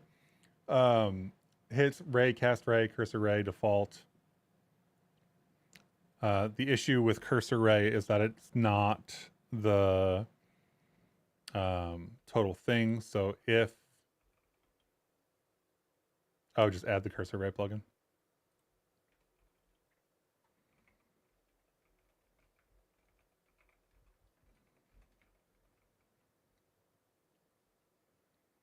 I think that this is not the right thing to pass into cast array, but you're saying use cast array, right?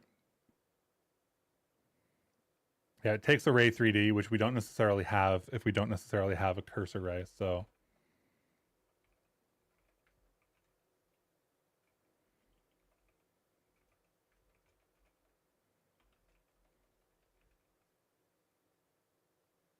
your code is exactly that.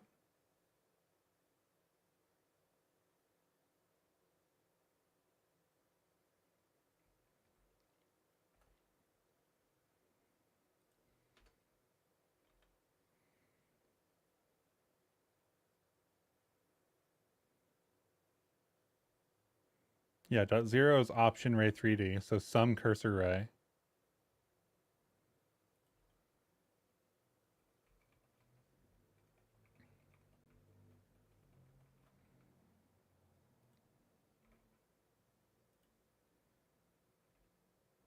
So you're saying do this, and then this will do. Let's do it with the menu. So this will keep outputting a bunch of stuff. It's hard. I'm going to be honest. It's hard to read out of chat. So me missing things is not necessarily indicative of you having done something wrong. Okay, so that's not hitting anything.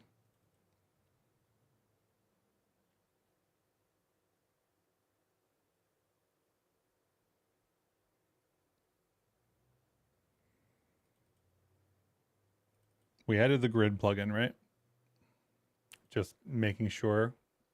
Yep, we added the grid plugin. Grid plugin is running, raycast is running, cursor array is running. This cursor is not hitting anything. Is that because I need another plugin for this? BevyMod Raycast Prelude.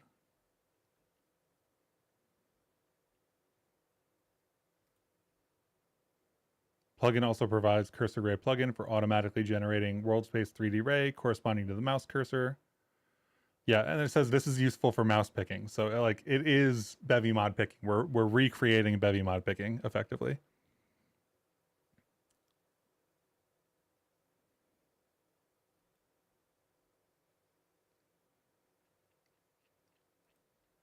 The plugin will run raycast for you every frame, and you can query your raycast source. So what do I need for this to actually hit something?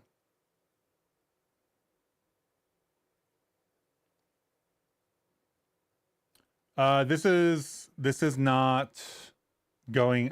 So the procedural grid and the stuff that we're doing inside of Blender are not really going to interact except to place things in the world, right? So we're going to have things modeled in Blender, like the blueprints that are rendering all over the game whenever we run it, all the little blocks and stuff. I want to be able to place those in the world at specific points, and I want there to be a global grid, no matter where you are, that you can see if you hover your mouse over the right area. So what I'm trying to do right now is basically there is BevyMod picking. There are backends for it. The backends are BevyMod Raycast, BevyMod Avian, and et cetera, et cetera. We're trying to get the BevyMod Raycast backend to fire a ray out from the mouse into the world and hit something. Right now, there's a bunch of stuff in the scene and it hits nothing, as far as I can tell. Yes, there's a mesh ground plane here. Like, even if I put it over the character, though, it doesn't hit.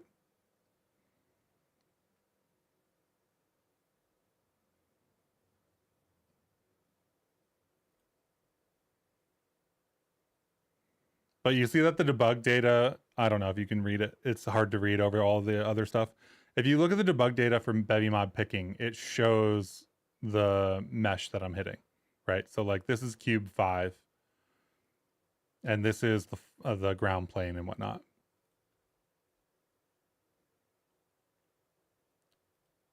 Right. If it points downward, yada yada yada, but nothing works, is what I'm saying.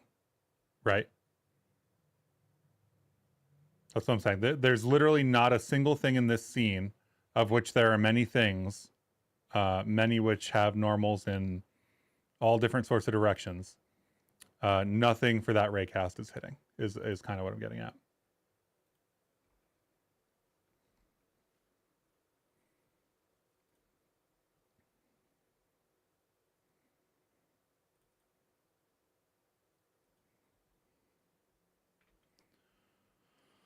Let's take a look at raycast settings. Early exit, filter, visibility. We probably want to filter at some point for that plane.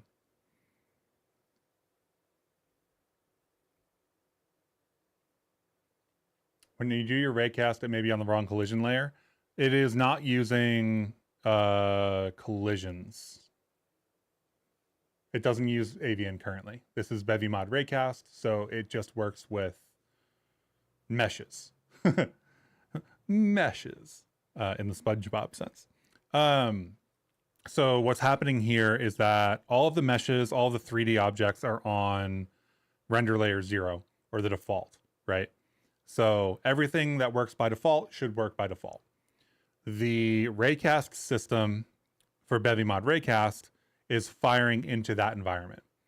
So theoretically, there could be issues like it is getting blocked by the UI, for example, right?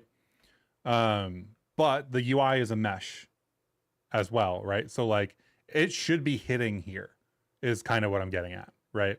If the raycast is working for the mouse, this should hit because this is a mesh, right? This is a mesh on the whole UI.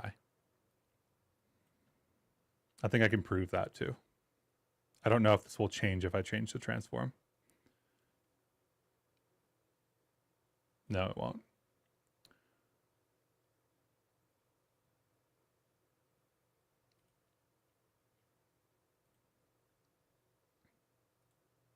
You'll have to trust me. You'll have to trust me that this is effectively a mesh 2D that's rendering the canvas. But even then, we click into the 3D stuff, and the 3D stuff doesn't hit either. And none of the 3D stuff hits for the raycast. So I don't know why that is. Let's see if we have, we do have a position for sure, because we're destructuring here. Let's take a look at the position maybe.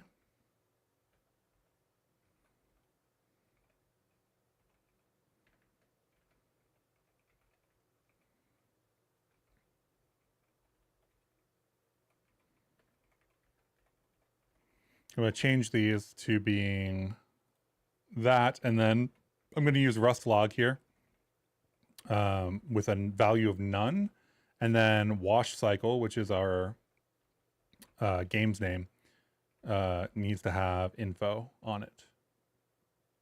This will disable all of the other logs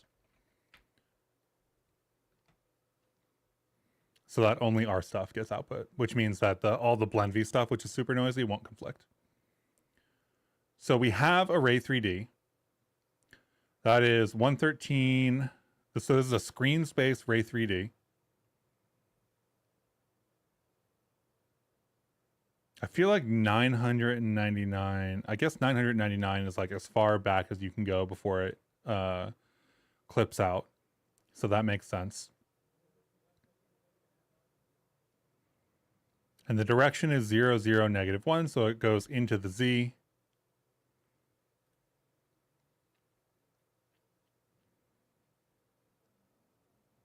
Which makes sense. So it should be firing this direction. And there's a bunch of meshes here. So the question is, why doesn't it hit anything?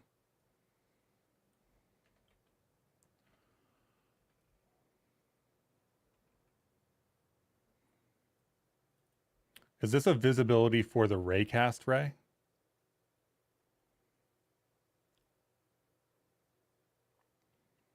No, this is for what it's hitting.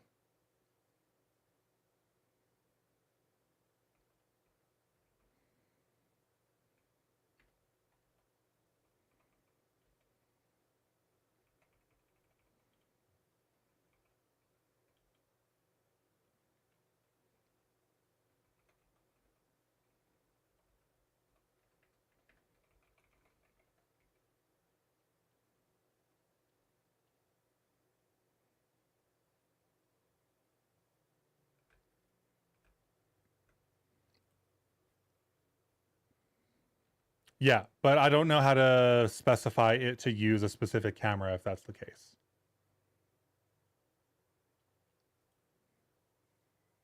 The blur and the bokeh don't make a difference here, Steve. As far as I can't see how they could possibly interfere. They are rendering features, if that makes sense. So like, they are changes to the pixel color at the end of the chain. They are not modifying where meshes are. Okay.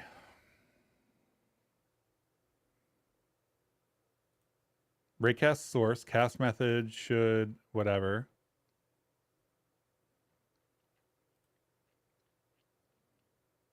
Raycast method, cursor, screen space, vec2d. I don't think you get like, I think that makes sense. I think what the value we saw made sense. So 0, 0, -1 as a directional input makes sense, right? Or you're saying like it should be showing from the camera?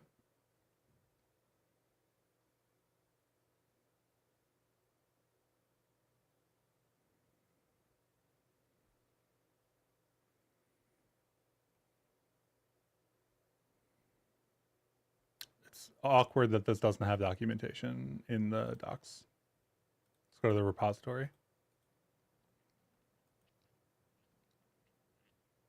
Mouse picking. Oh, debug cast ray? Is that going to be useful for us? Gizmos. Gizmos. We're definitely doing this. Let me pull this in. Would have been nice to see some of the debug stuff in the docs. But I can't really complain because this is such a useful crate that basically it has to be upstreamed. So like,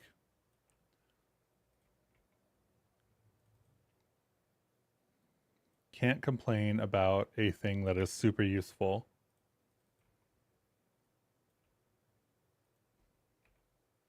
That a lot of work has gone into. Especially when it's user error. Okay, so that's a debug cast ray. I wonder if we'll see anything.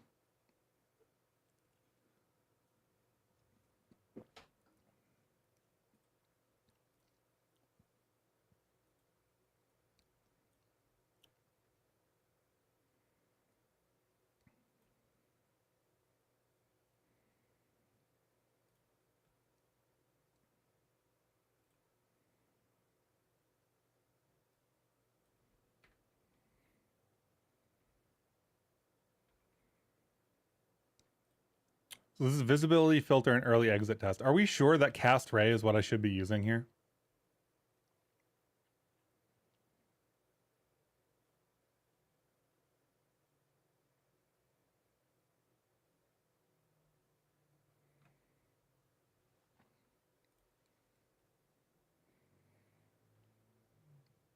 I'm also going to be honest. I don't feel like using this manually is the optimal way to go. I think that using Bevy mod picking will be.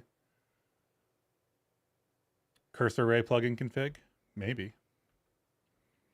I don't think it doesn't have config.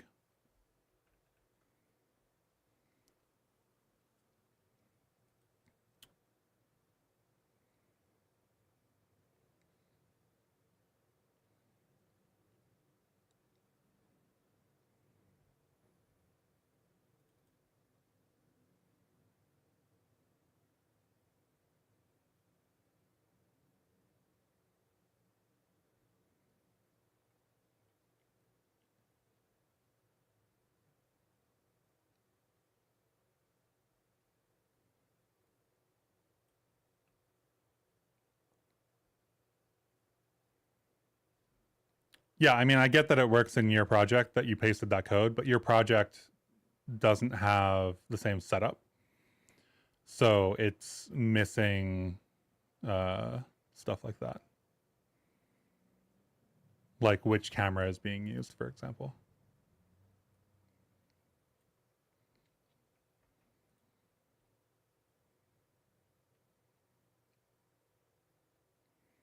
Set this camera as a raycaster using the mouse cursor. This is what we need.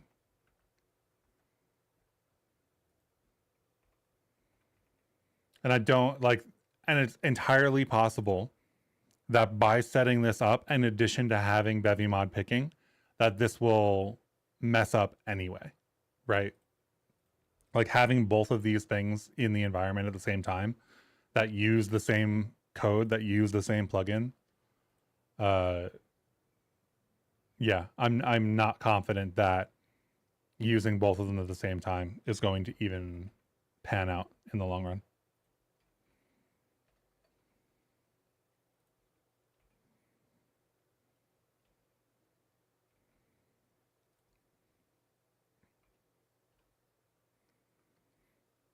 Because I do have to use it on the 2D camera. Like I'd have to use it for the UI, minimum. Yeah, there we go. Not yet implemented. 38. Is that our stuff? That's this, yeah. Let's do default again here. And then we'll run this again. So this might be a naming conflict. No, not a naming conflict. The way that the picking works and the number of cameras I have in the UI library that I'm using. So the UI library that I'm using effectively creates a mesh on screen for a 2D camera and uses Bevy mod picking to intersect with these buttons, right? So all of that is working. The other thing that we're trying to do is get Bevy mod picking to hit the 3D scene in a specific way. And I think that by using Bevy mod raycast manually, there may be an issue with things like, I don't know, setting up a resource that is defined when I add, you know, the plugin or something like that, right? Like adding the plugin twice might cause an issue, for example.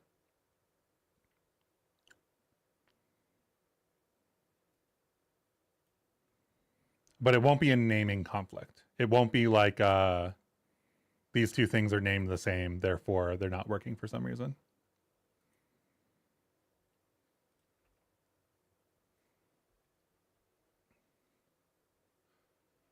The window manager is you buy.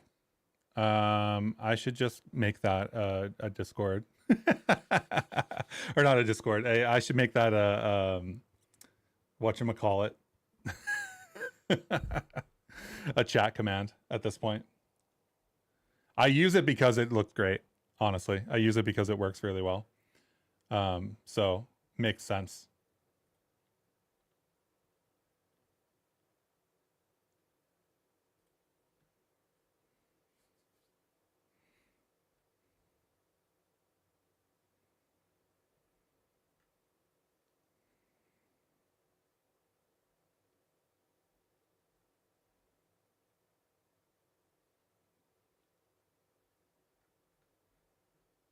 Interesting. Somebody debugged my other thing failing. Whatchamacallit, yeah. I don't think anything about the US military and their choices. That's not a topic of discussion for this stream.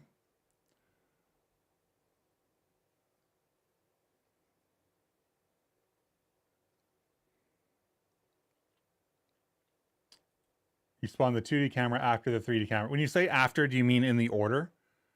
Like the 2D camera is behind the 3D camera? Or do you mean that you just spawn it after?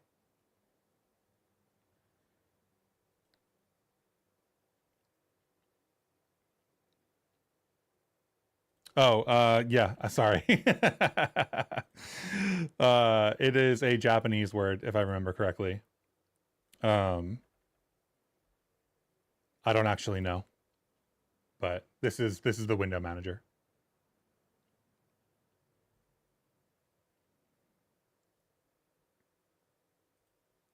If you just spawn it after, I'm surprised you're not getting warnings about having two cameras. If you have two cameras in the scene.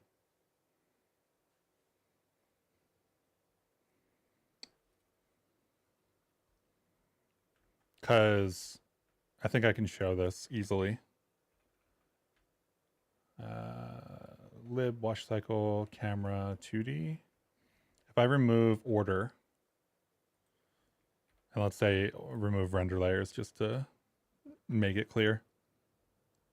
If I run this, the UI isn't going to show because we're not doing the render layer. But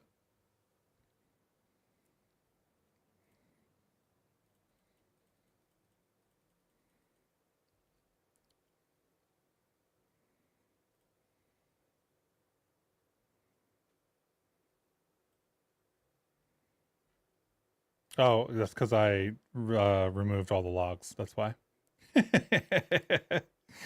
Turns out if you remove all the logs, none of the logs show. This is what you should see if you are just spawning two cameras. Right?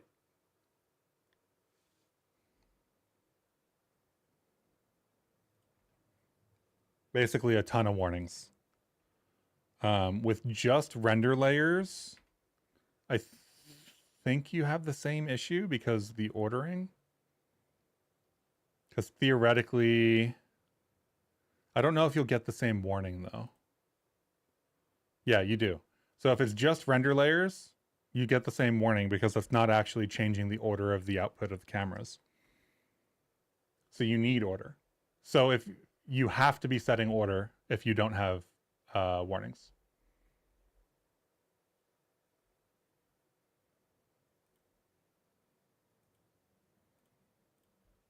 You're still new to Bevy. The game engine be getting a UI. I'm at, will the game engine be getting a UI? Yes. So the editor is in progress effectively. There's a couple of major working groups that are working on like scene format serialization for game to disk and disk to game kind of thing that you can write out from different tools and stuff. That'll be used by the editor. And then there's some other UI work going on and text rendering work and stuff like that for how to build UIs, which is what they're going to dog food for the actual editor. So it will be getting a UI. People are working on it, but there's no feature you can flip on today to turn on a UI.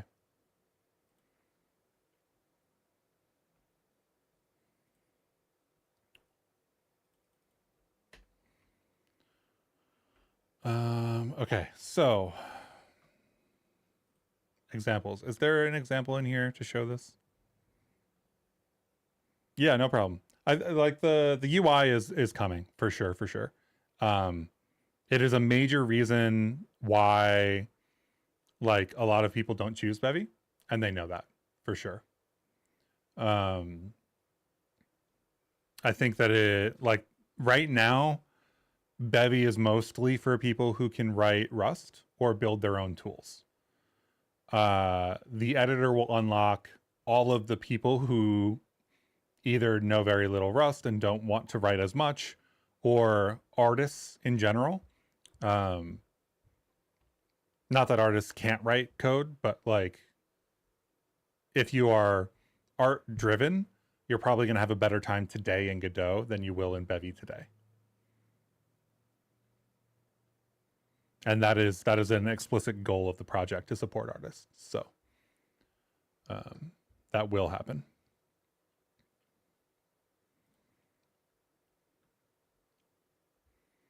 Okay, cursor ray plugin, Bevy mod, raycast, low latency window plugin, camera 3D. There are no two camera setups in this at all.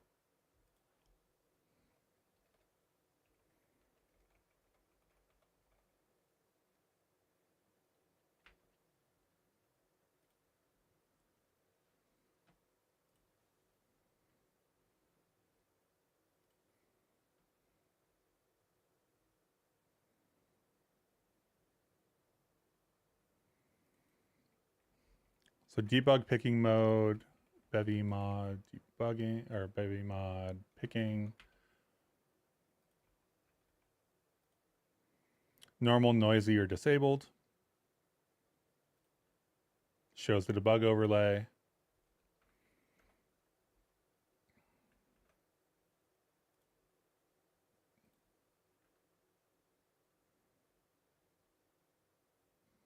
Distributive run if. That's funny that they use an F3 menu. I think that's what Minecraft uses. Picking, point light, 3D.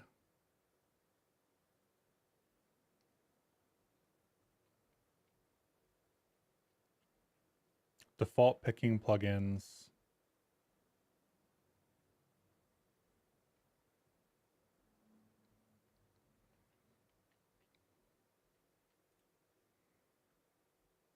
Drag and drop, eGUI, GLTF. GLTF.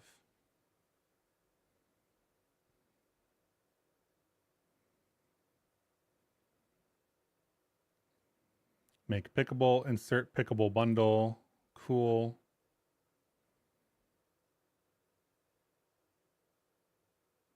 The next to the end makes it to only use the first camera to find it in the query. The iterator for what? What iterator are you referring to?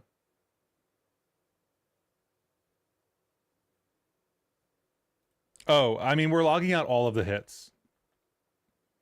If that's what you're saying. So for the game scene, where did I put this?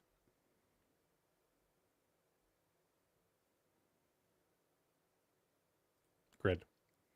So for the raycast system that runs an update, right? We've got the raycast, we've got the cursor ray, we've got the gizmos. The gizmos aren't showing, so that's whatever. If something is there, then we run this. If not, we return. That's all working. We get a cursor ray. And then raycast, debug cast ray into the scene is not working. If you linked code, Xavier, there is no link. You'll have to link it in Discord. YouTube automatically removes any chat with a link. So I don't even get to see it in the mod view. So that's why I was confused, because I never saw the I didn't even know that you sent a link effectively. UI will be constraining, you feel like? It seems like a UI will be like using a drag and drop website builder. I think a UI is not going to be constraining because you'll still be able to write code, right? If you want to do what you're doing today with Bevy, that is an explicit supported goal of the project moving forward. You will always be able to write code to write a game. And I think that's very important because of the way that Bevy is so modular and replaceable, and you can swap out different things and do different, write different functionality that you want for any given piece of it, more or less. I think that support is super important, so that Bevy doesn't turn into this thing that is monolithic that you can't work with, right? Especially for things like rendering customizations and, the render graph, et cetera, et cetera.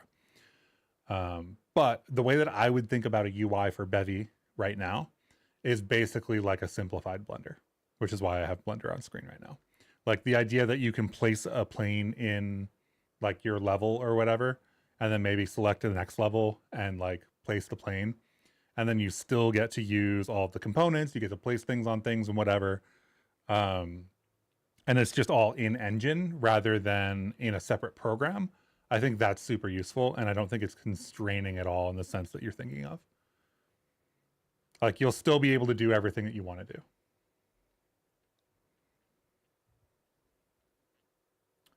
Update cursor ray in Bevy mod raycast.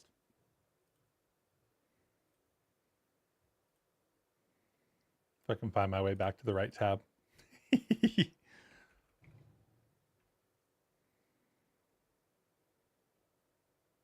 Update cursor ray. Primary window. This is already happening, isn't it? Update cursor ray, primary window, Windows, cameras, query camera global transform. So you're saying exclude the 2D camera from update cursor ray?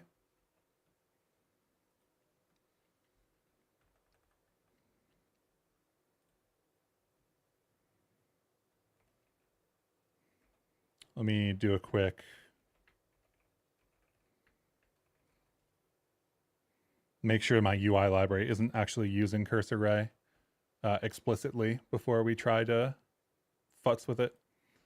Okay, so when we do update cursor ray, what is this? Is this a system? Is this, no, this is not a system. This is just a function.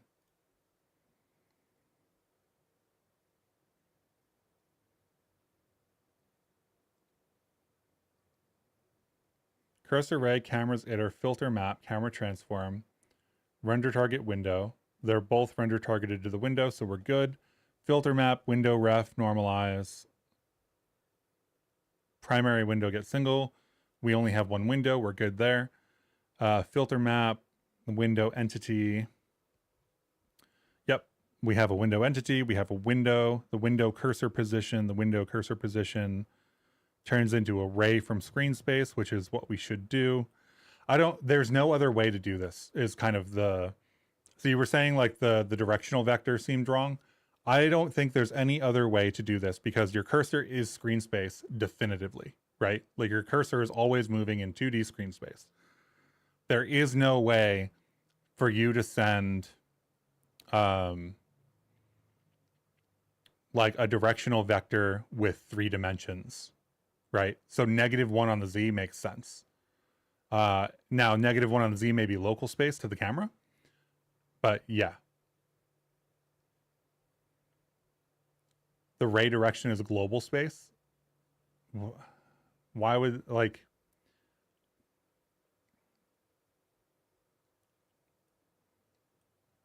the ray direction is screen space.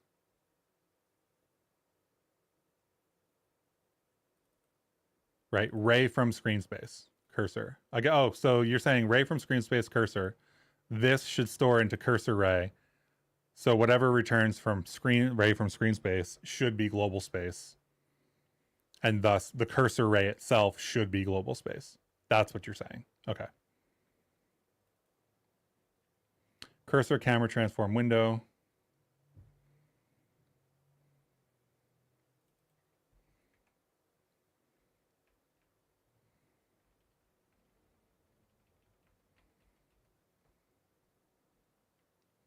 And then you're saying that dot next forces whatever comes back in that query for the first element to update the cursor ray.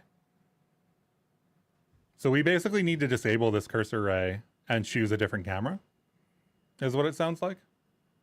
Is that what you're saying?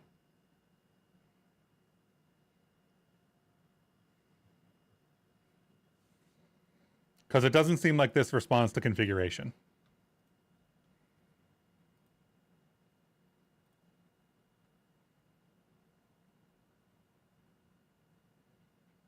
Holds the last cursor position as a 3D ray.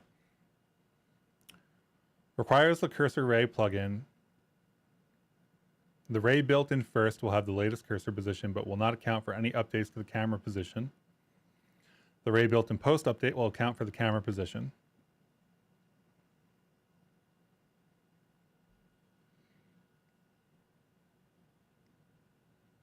Yeah, to work around all that, the deferred API is the quote solution. Okay, so Bevy mod raycast deferred API is this. Minimal deferred is the example. Let's go look at minimal deferred. If I still have this open, I have too many tabs open. This is what happens. I think it's the same person, so I'm just going to say raycast.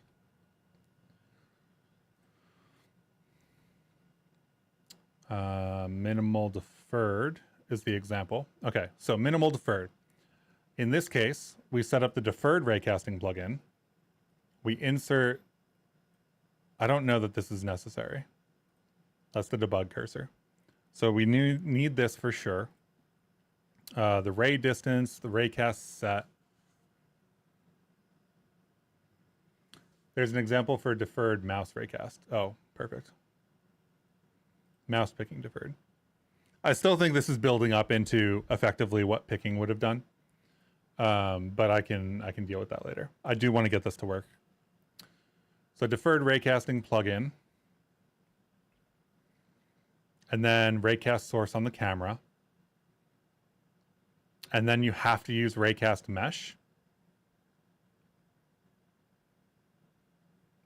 And then how do I tell that it's this Bevy mod raycast?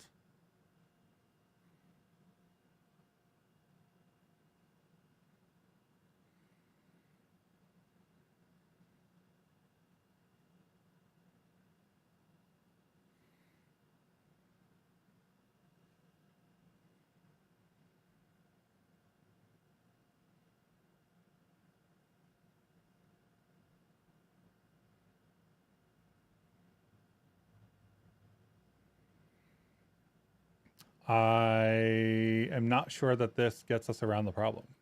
Where did you see that it got us around the problem?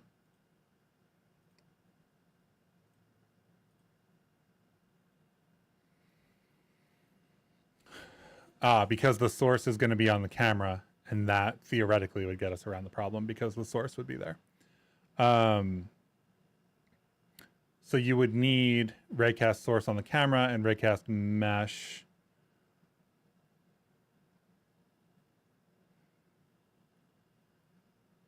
And the raycast source can select via component.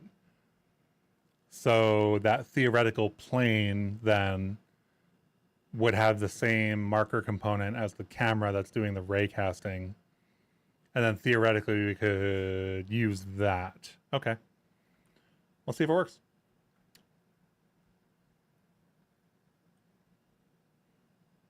I guess we'll leave this. I don't... Okay, the only other thing that I need to look at is how do we get that information?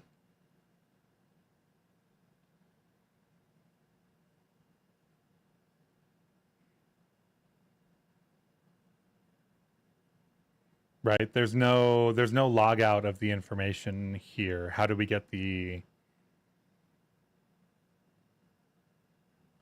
How do we turn that into a hit on the plane kind of thing?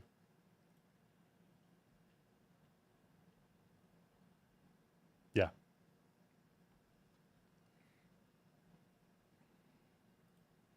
The only thing left is I'm not sure how to turn a source and a mesh with a marker component, which the raycasting is handled by the plugin itself.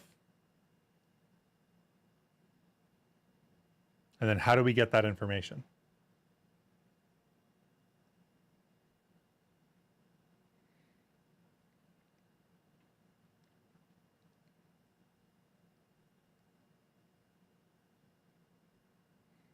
Oh, you're saying that we need to run update raycast ourselves? Maybe?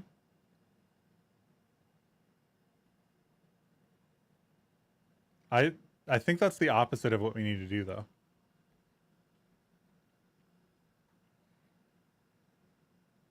Oh, this isn't a system either.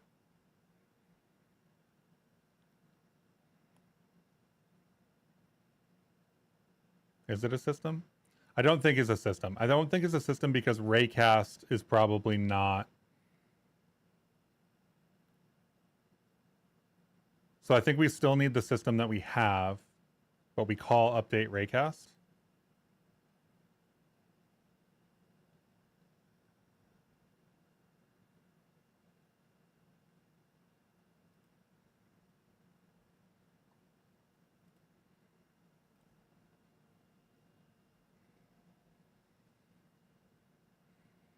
Makes the mesh pickable. This is render layers. I don't want render layers. Let's get rid of that so I don't accidentally look at it again. So I guess let's just set it up. Let's do deferred raycasting plugin. And then we'll test to see.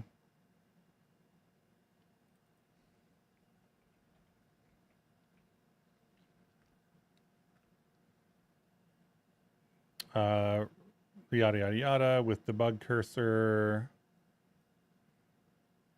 Raycast source, new cursor on the camera. I think this is actually game scene that we want. So this has to go here.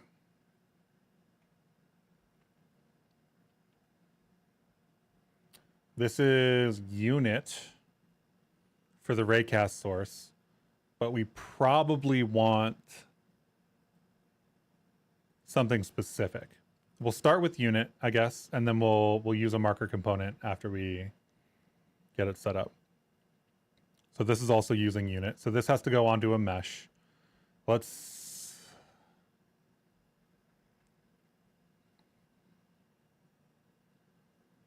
guess let's just spawn in a plane here.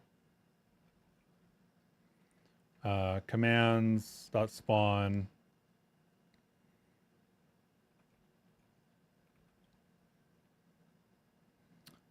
What are we using for these 3 days, right? Infinite plane 3D, ideally infinite plane.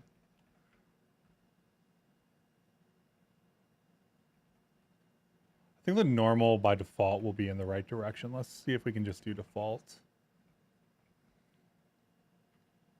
I think this needs to be...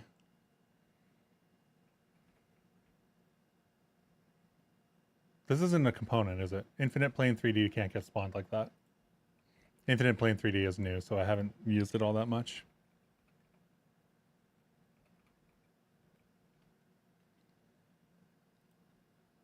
Yeah, this is a math thing, so the math thing is not going to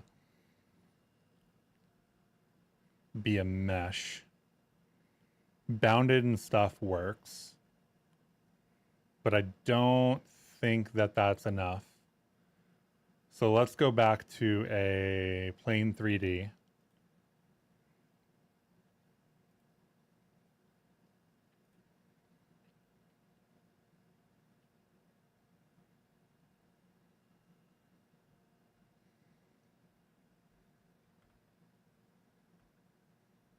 And this will be a material mesh bundle.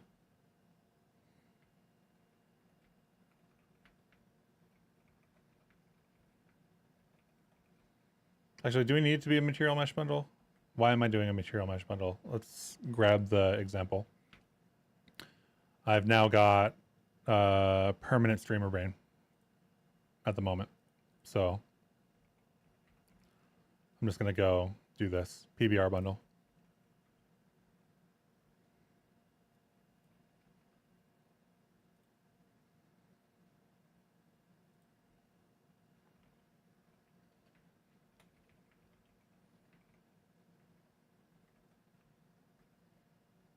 Meshes and materials for the PBR. This is standard material.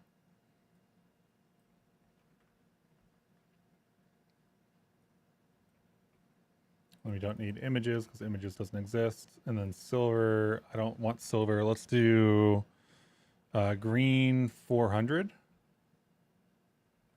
And I'll qualify that because I think we're going to remove this from this location. And then this needs to have the other picking component that we saw.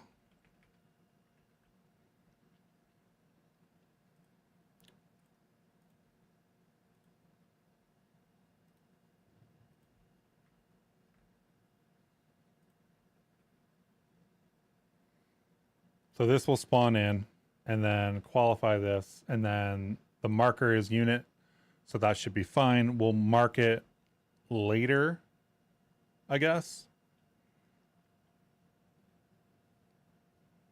Yeah, good for a collider, but not a not a visible mesh. Yes, the infinite plane.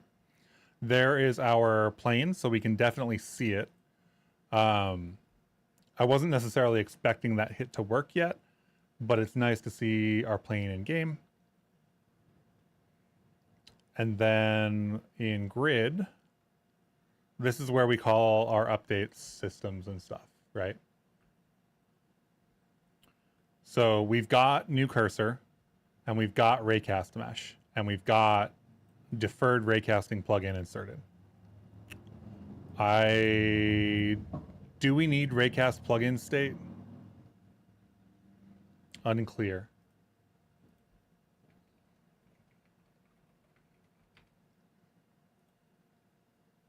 Global plugin state used to enable or disable all raycasting for a given type T.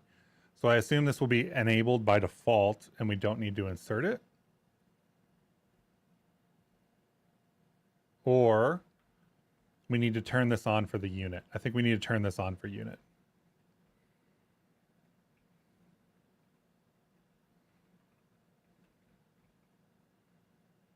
So raycast plugin state for unit. And then this fundamentally doesn't change because we still aren't doing the work yet. But we do see debug cursor, which seems better.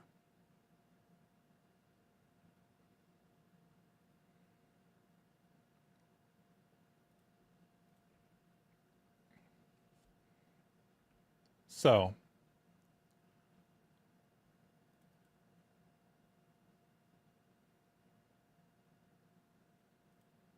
with that information,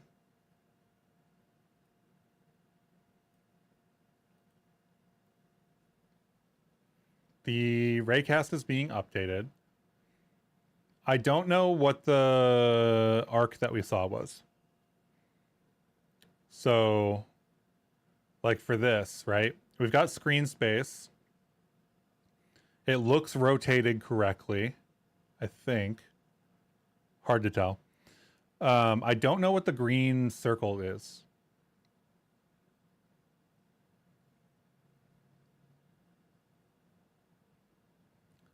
But it does look like we are hitting something at least. And it is moving with our mouse. So at least something is reading that information. So deferred then.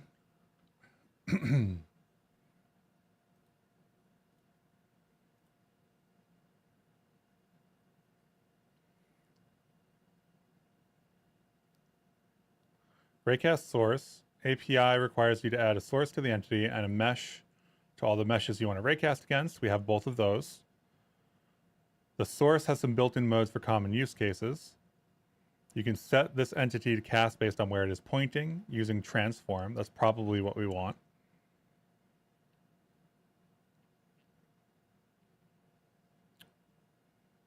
Cursor is really the correct quote-unquote option. Because I think transform would just be the center of the camera. The components are generic, and raycast will only happen between entities with the same generic parameter. That's really nice. So it is nice that we ended up using Bevy mod raycast, because that'll allow us to push through everything else and hit that plane. And that plane will go invisible at some point. And then build rays, update intersections. So raycast method cursor. Is this a component? This is not a component.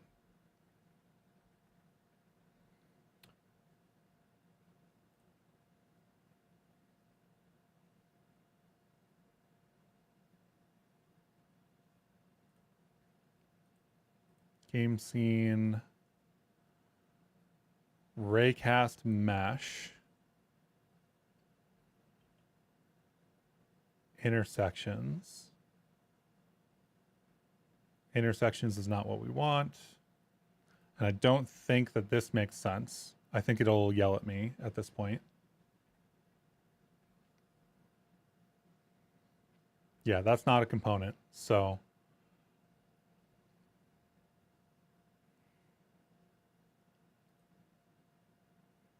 but if that's not a component and we're supposed to use it, I guess we do that in the update, like you were saying earlier. So this takes a raycast. It doesn't take a method, though. Raycast is a system param. So that is a system. WS, 2 lifetimes here. Cast ray, debug cast ray.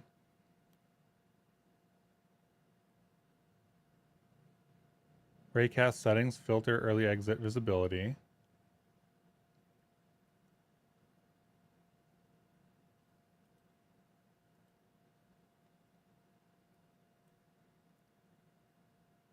You can set this entity to cast based on where it is pointing using raycast method transform. How? Oh, there's raycast method. Raycast source has raycast method.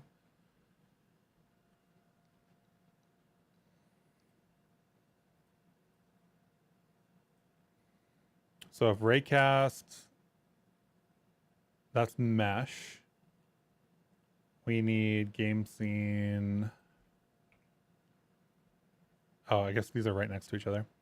Raycast source, new cursor. It should be cursor.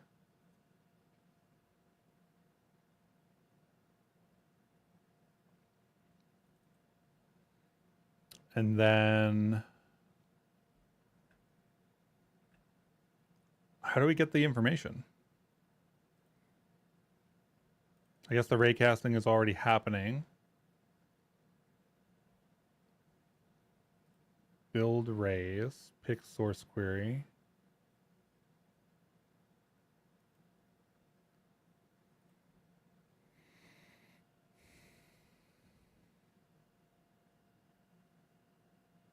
This just iterates and checks, and it's a system, so I get the feeling that this is already inserted for us.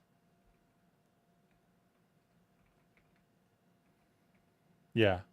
So update raycast, build rays, and update target intersections are all handled for us by the deferred raycasting plugin. So these are not functions that we call. So where is the information stored? I guess raycast mesh. Marks an entity as pickable with type T. The marked entity must also have a mesh component.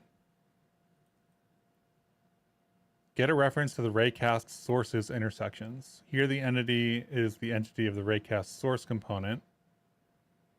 Returns the list of intersections with all sources that match.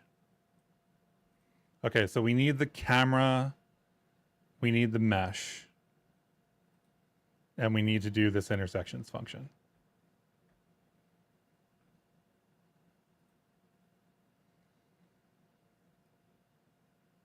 So we'll comment this stuff out.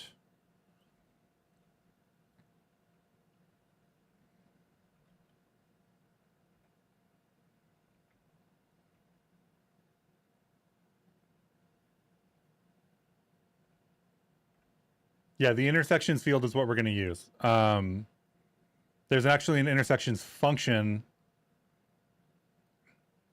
Oh, we just read the field. Okay. That's actually even better. So raycast mesh with a type.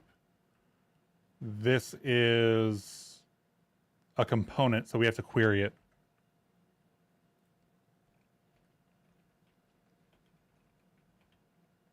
Raycast mesh with a unit type.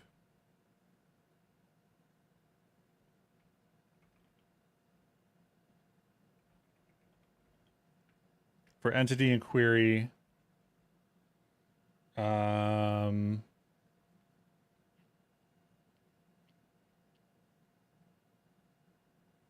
this is the raycast mesh.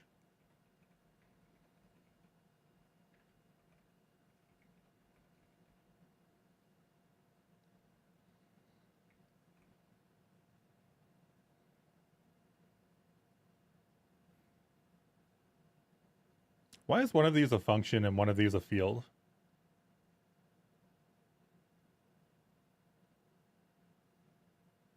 What's the difference there?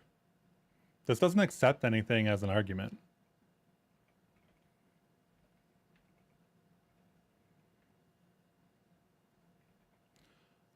So for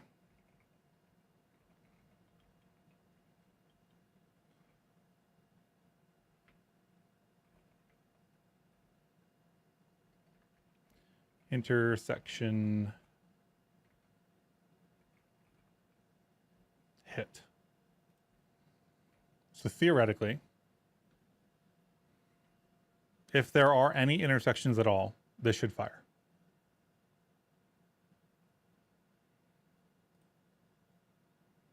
And it is firing.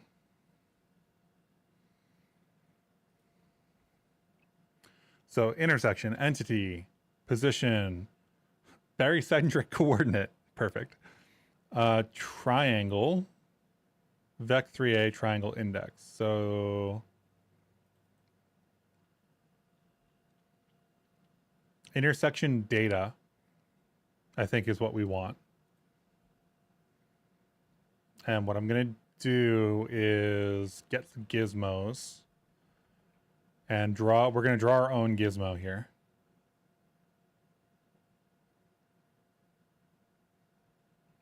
And this is entity intersection data, right? Yeah. So intersection data, and then intersection data dot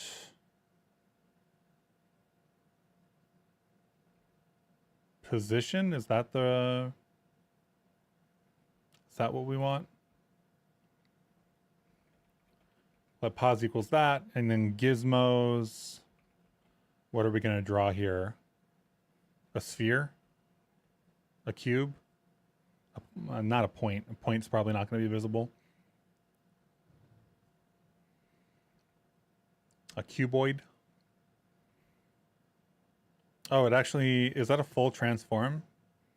Position, normal, barycentric, distance, triangle, triangle. Transform from XYZ, or can we do from vec?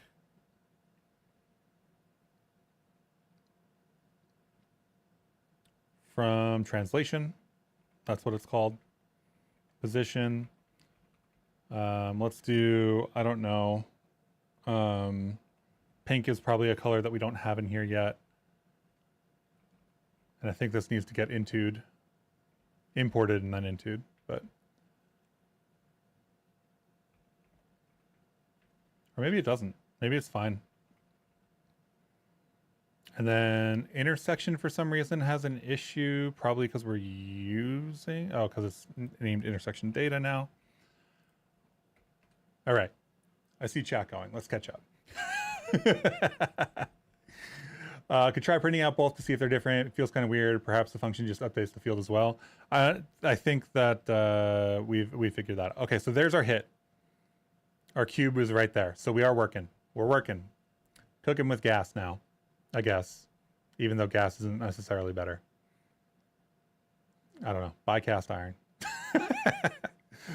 API mishap. I think the field probably shouldn't be pub as it allows modification, but the function returns a slice. I think that vec probably gets destroyed and recreated, but maybe not. The rubber duck has been replaced by an audience in YouTube Live. It's only a rubber duck if none of you talk.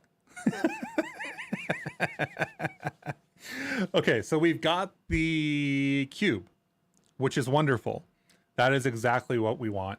The interesting part here for me is going to be, can we draw this cuboid locked to a single? I think we can just round this.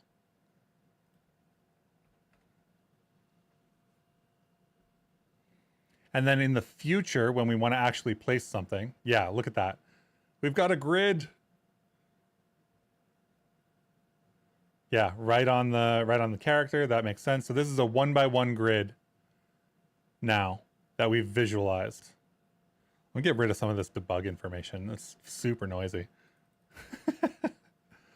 Oh, that was a journey.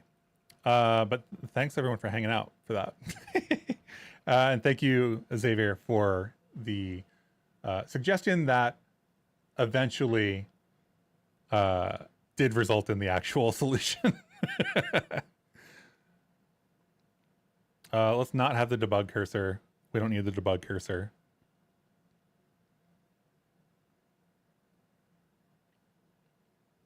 I guess we're also inserting raycast plugin state. I don't know if we need that anymore. Okay, this is working. So this is cool. So now we effectively have an infinite grid, right? Actually, let's see if we can't do the infinite, can we? We need the mesh.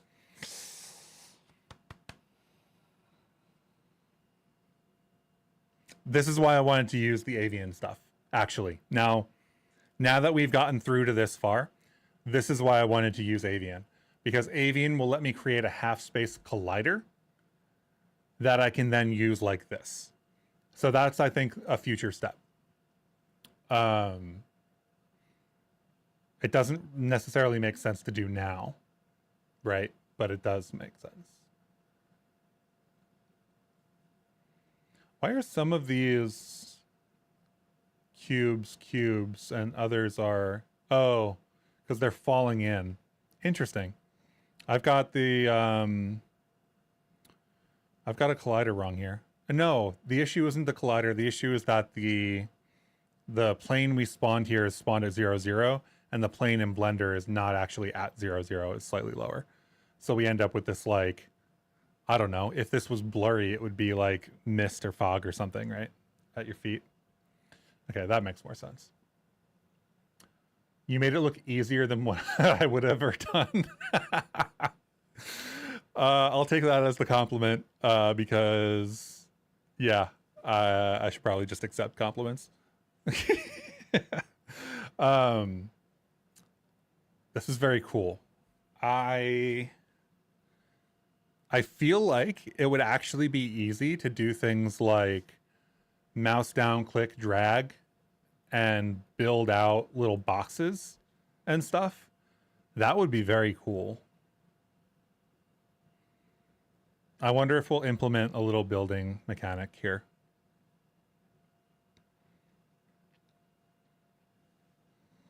Very happy with that, though. So the question then is,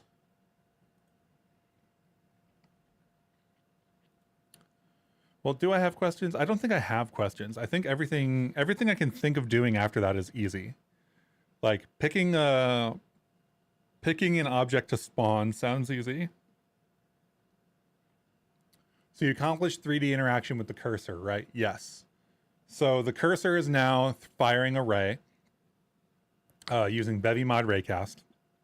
And that ray is, I don't know, let's spawn something. Why not?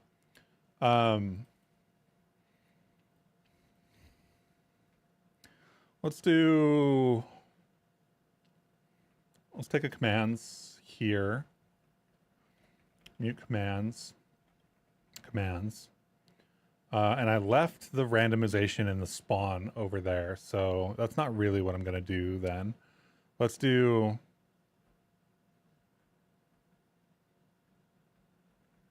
Where's Blender?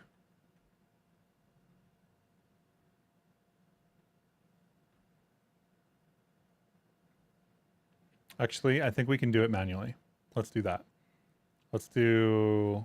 The game scene isn't what we want, I don't think. The game menu does spawn obstacle. Spawn obstacle is a nav mesh. This is really what I'm just going to copy paste, and we're going to use our other information for it. So we're going to go back to our grid, and here we're going to spawn an obstacle on click. So we're going to do input res, because they're resources, button input, mouse button,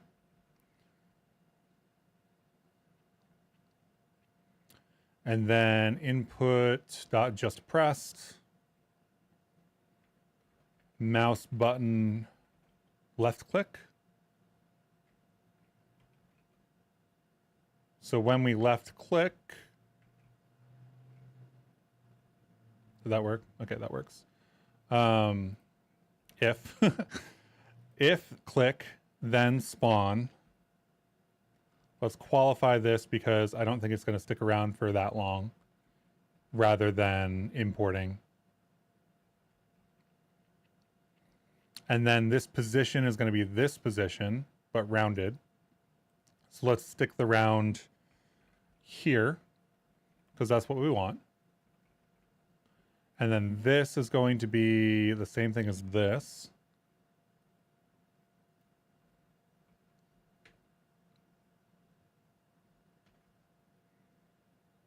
And this should spawn one of those cubes when we click in that spot. So you'll be able to see where you're going to click and also be able to spawn something in. And we can, in fact, do that. That's sick. I know it took us a while. Actually, that didn't take us that long. It only took us like an hour or two on stream, which is not really all that much time in the grand scheme of things. But we're spawning in what is effectively my washing machine replacement model that we created in Blender, defined in Blender, defined the colliders in Blender, pulled them in. We can now place them anywhere in this grid that we want to. If we want to place one right next to the other one, we can, right? Like these just will go out and make little Tetris pieces, you know?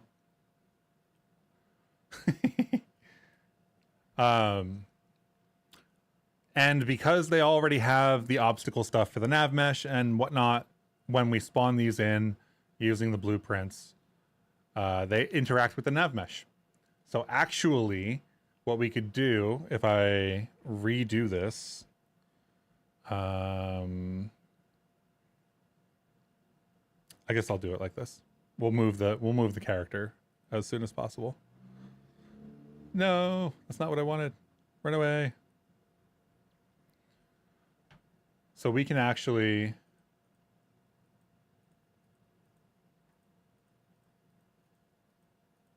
make it so that this thing can't make it.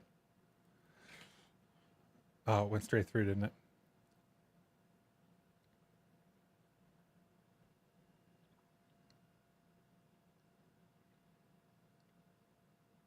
So now it has to go all the way around. I think the way that the pathfinding is currently set up is that the path has to be there before it starts going, or it will go through things. So now we actually have a little like fake maze environment.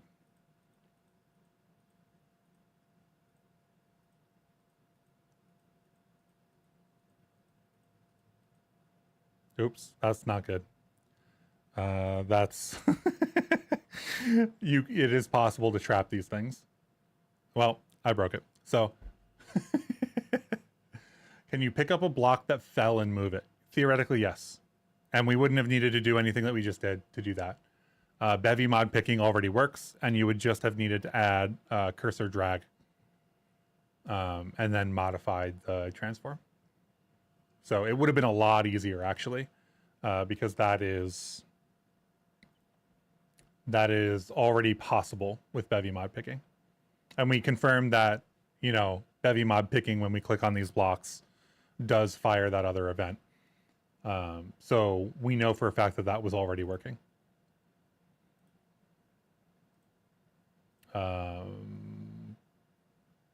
Picking and drag.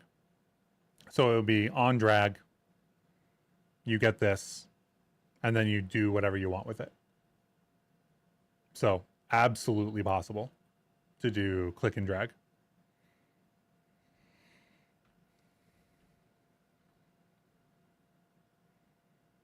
Okay, that's cool.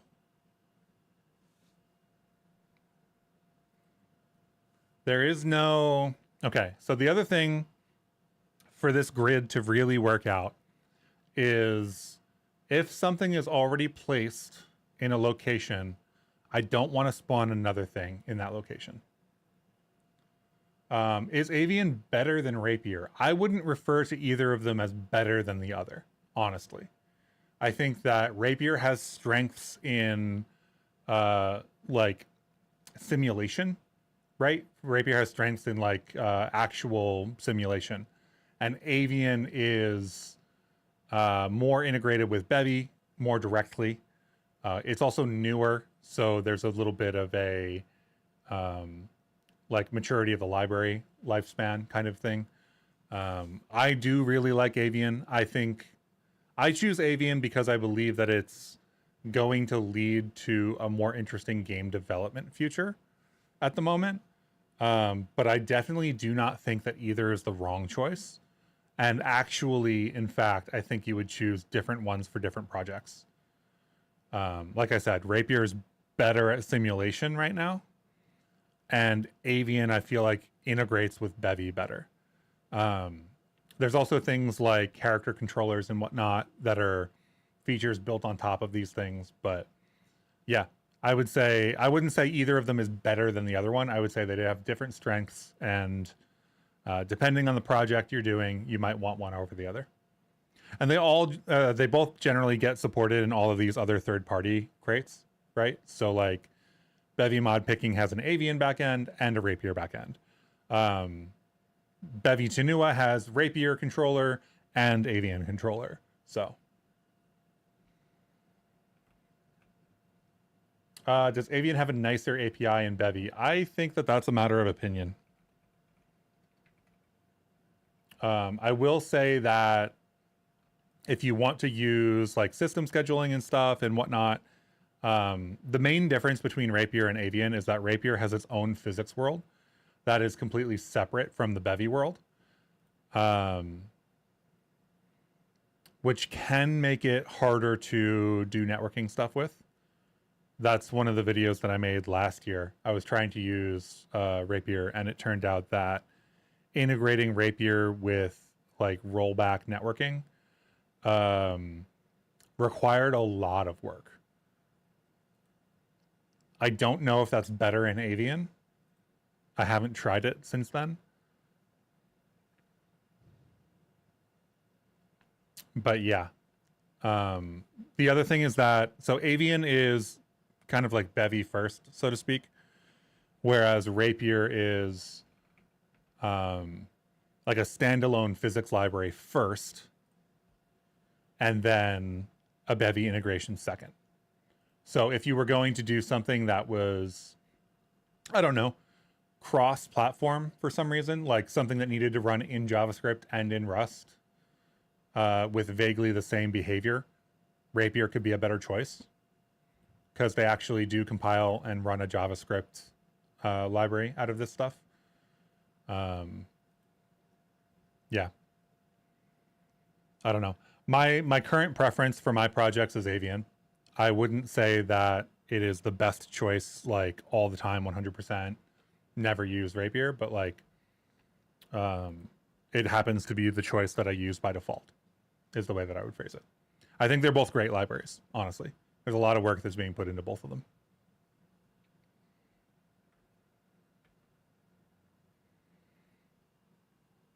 Okay, so how do I tell if there's something in this area?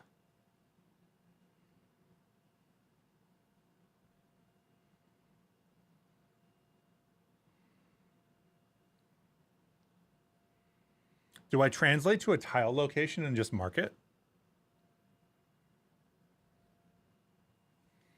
Right? Do I do something like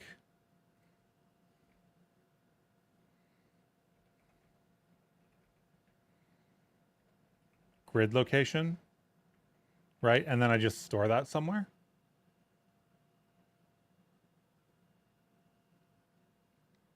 Yeah. I mean, when you think about it in general, Avian was kind of like built for Bevy, and Rapier was built to be a physics engine and then integrated with Bevy. So you do hit some of those corners as a result.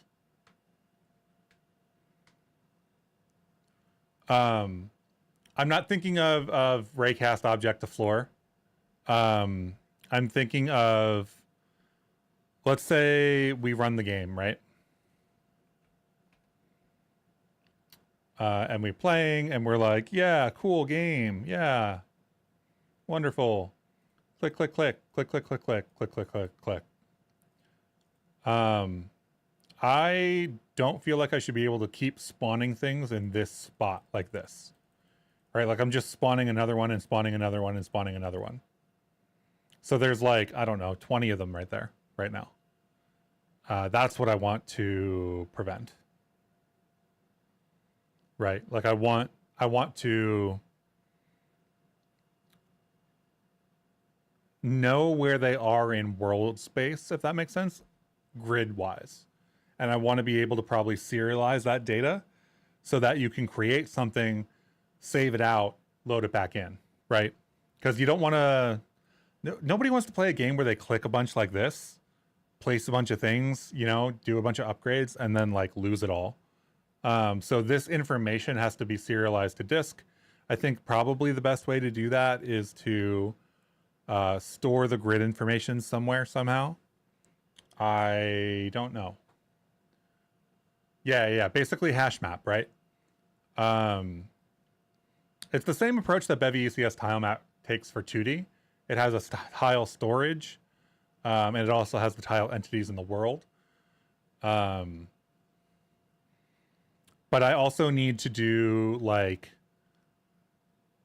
maybe Leafwing manifest level stuff, right? Because if this is technically a washing machine, right, then I'm gonna make a bunch of other things,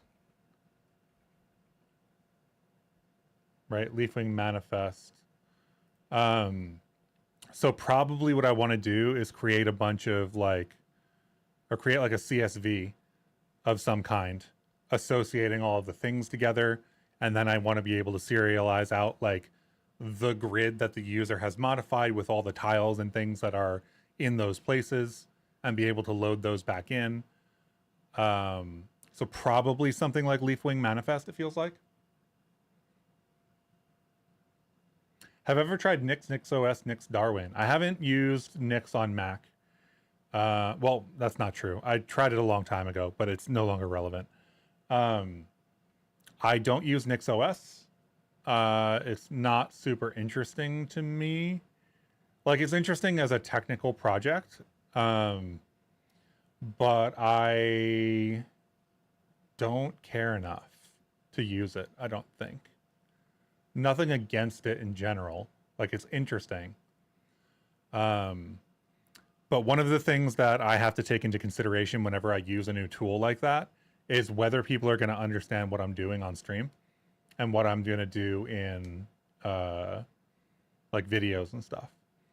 And one thing that I can't do is, if this doesn't work for you, go use NixOS. Right.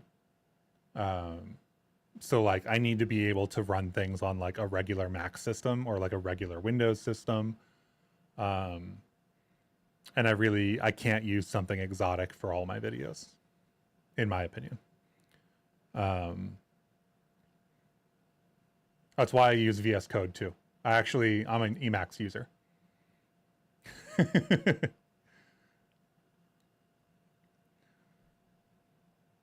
Prevent object collision boundaries from intersecting vectors. I don't know that would work. I think that the better option is going to be to store this hash map like the was suggested earlier, right? So it's going to be some kind of hash map with tile information. Ideally, that's not like all of the tile information in the world or whatever, but like some subset of it. So hopefully something like Leafwing manifest can bring it down to like just a string or an ID, right? All of the tiles in all the locations. And then that will come back in. This whole situation will get spawned out of that ID as a manifest with all the components. Bevy spatial. I don't think I need Bevy spatial. I think Bevy spatial is more of a Vampire Survivors kind of thing, right? Because I don't need a spatial index as far as I'm aware. I haven't come up with a reason to use a spatial index yet. Let's put it that way.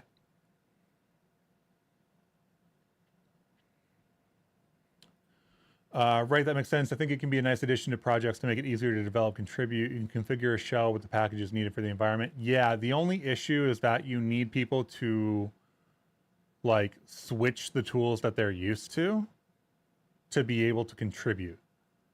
And most people aren't going to do that, right?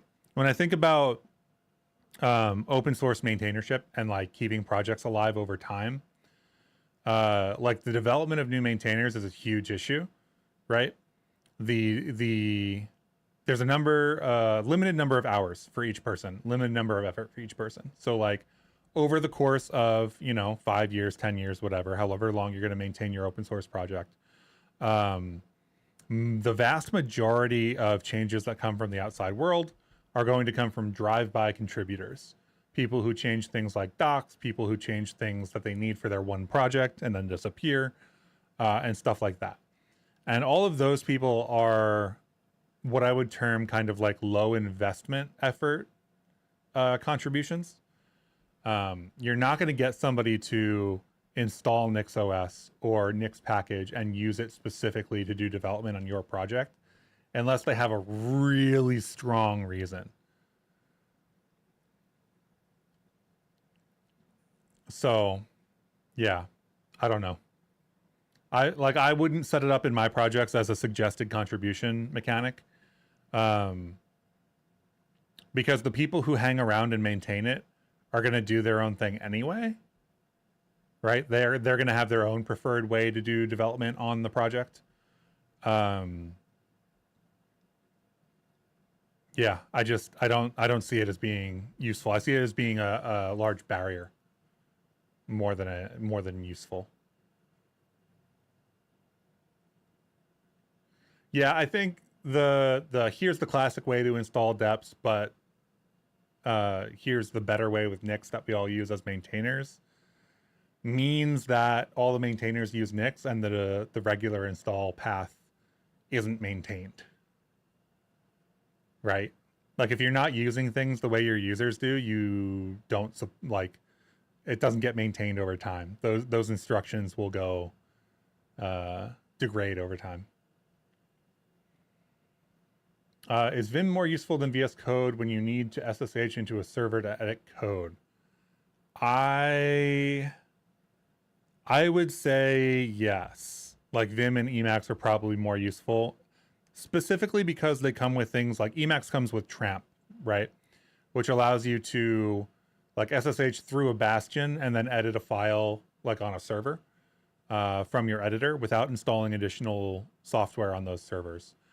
I would assume that there's something similar-ish in VS Code, but that the experience is less streamlined and it might require like installing VS Code stuff, but I'm not sure.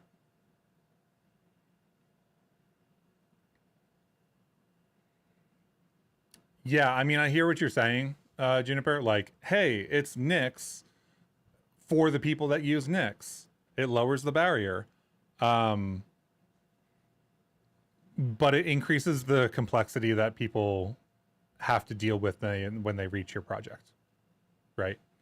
Like they come to your page and you go, here's the Nix way.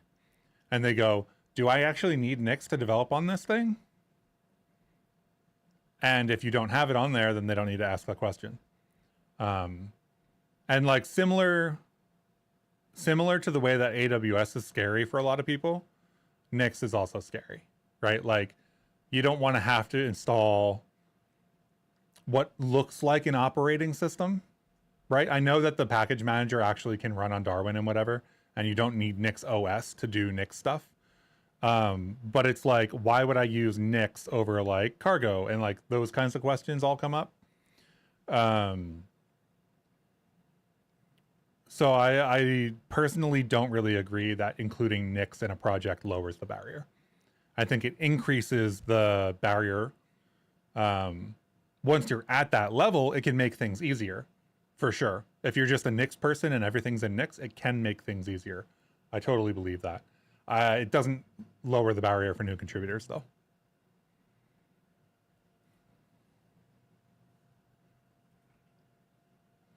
But yeah, Bevy Spatial isn't what we need. Leafwing Manifest, I think, is what we're going to use at some point. Leafwing Manifest also does its own loading, apparently. There's a PR up for integration with Bevy Asset Loader. So I basically have 3 things in this project trying to do their own loading at this point if I use Leafwing. There's Bevy Asset Loader, there's blenvy, and there's Leafwing Manifest. Blenvy can be preloaded by using Bevy Asset Loader, so those things kind of like coexist pretty well. But Leafwing Manifest kind of doesn't work as well with Bevy Asset Loader because I think it tries to take over the loading state. But TBD. I think this PR fixes that. I'm not sure. You see Nix more as the requirements.txt of a Python project. The Python project isn't like a good example, in my opinion, right? Like when I think of a Python project, I think of a thing that's hard to run. I think of a thing that needs like some third-party tool to even work in the first place, you know? Like same vibes. I get what you're saying with the requirements.txt, right? Like it's just a cargo lock or whatever. But working with virtual environments in Python is painful for people who don't work in Python. Like you have to go pick one of a couple different like approaches. You have to get it set up on your machine. You have to use the right Python version. Hopefully these days everything's on Python 3. I don't really use Python that often, so I'm not sure. I think the transition has mostly gone through at this point, but like, yeah. So I kind of agree. If you see Nix as the requirements.txt of a Python project, that's the same kind of difficulty that I'm thinking about. Like you have to go install a Nix package. You have to go understand what Nix is, how to work with it. What happens if something goes wrong with that install? Now you have to debug a tool that you're not familiar with, etc. And like, no hate on anybody that likes Nix. I'm not hating on Nix at all. Like, if you like Nix OS, totally use it, 100%. I just don't think that it lowers the barrier to contribution for open source projects.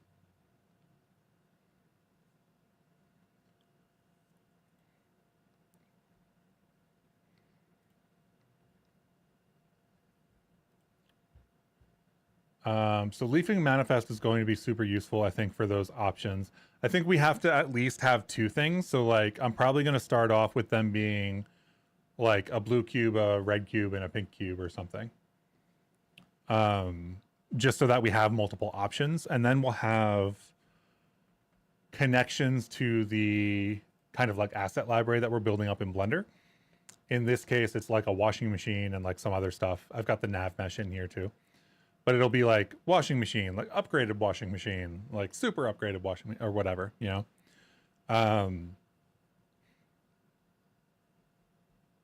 So this like 3D thing also needs to be that infinite plane. But we also need to be able to like restrict the locations in which you can place stuff. Right, back to that. That's the original point. So I think we just store these in hash maps. I think we take the XY position, maybe the Z position, probably the Z position, and we serialize that into a hash map, and then that'll be our, like we just check the hash map to see if there's something in there.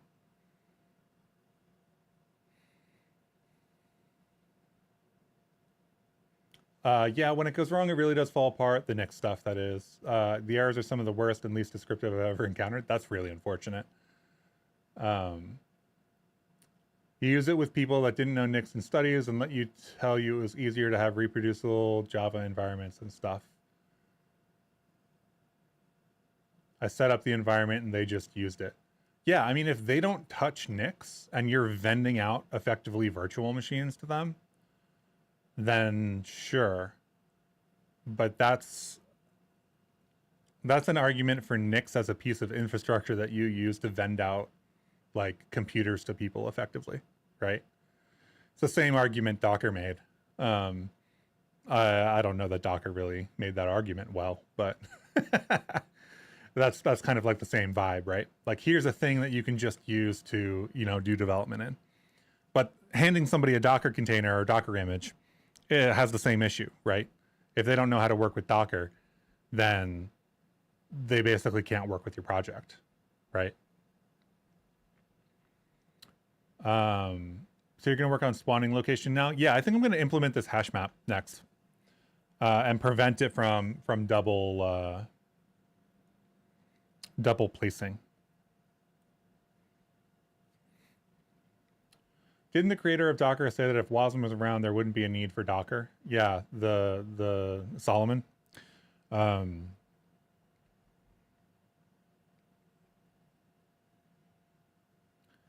think they're working on something that is related to that. So I would take that more as a marketing statement than anything else. Yeah, I don't know. I worked at Docker, so like I have some context. Is that true? Maybe. For certain situations, I don't know. I think Wasm might be the thing that everything goes to in the future or whatever. Bunch of people want it to be that, you know, isolated runtime environment. Will it be? I don't know. I think that Wasm in the browser is the most usable part of it right now. I think Wasm outside of the browser has some applications, but it hasn't gotten off the ground in the same way that serverless didn't get off the ground. You pasted your Nix shell that you have on Bevy apps in Discord?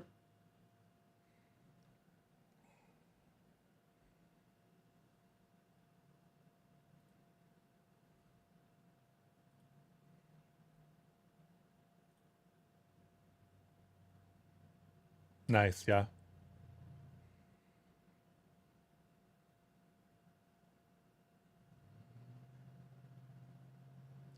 Rust overlay extensions. If anybody wants to see that, exclamation point Discord in chat should get it. Get you the link.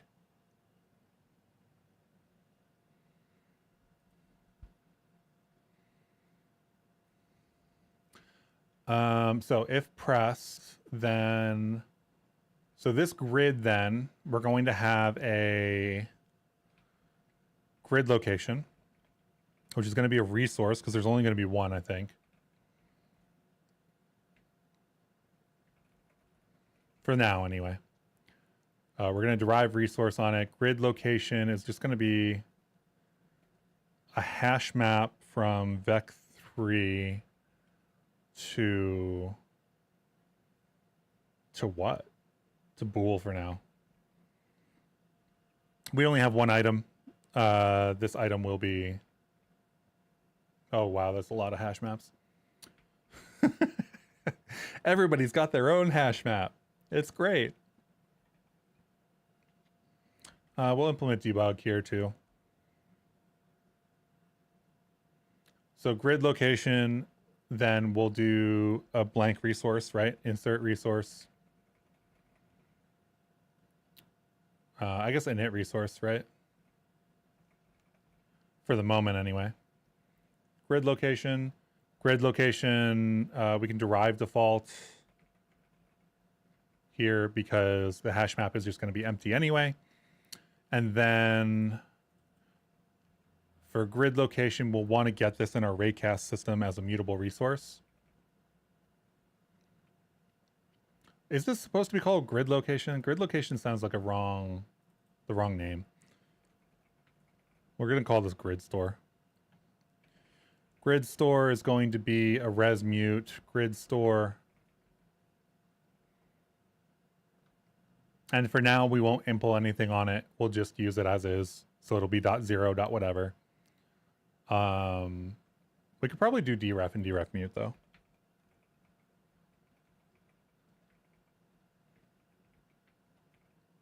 Which are derives that come from Bevy. And then when we spawn this in, we've got a position here. I guess vec3 isn't really what we want here. We want uvec3, right? No, not uvec3. uvec3 is usize. What is the glam equivalent of a integer, an ivec? An ivec. An ivec is what we're looking for.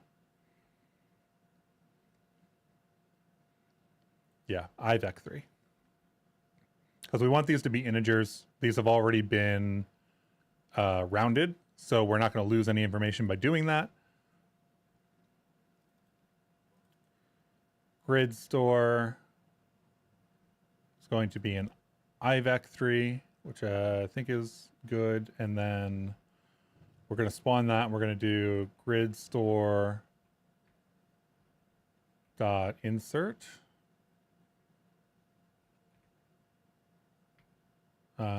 insert key pause value true. At this point, it could be a hash set, just to be clear. It's not a hash set because I am intending to expand this value. This Boolean value is not always going to be a Boolean. It's going to be an item or something like that.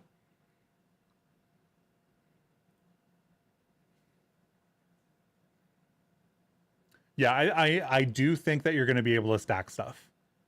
So that's why I'm doing the IVEC3.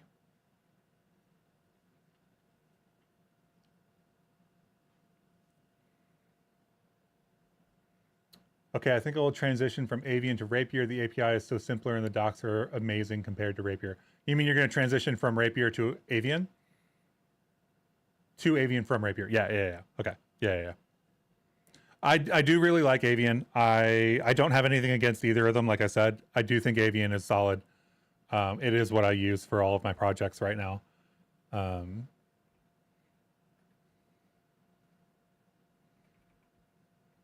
I do as IVEC 3? Okay, so we're inserted here and we'll do if just pressed and gridstore.get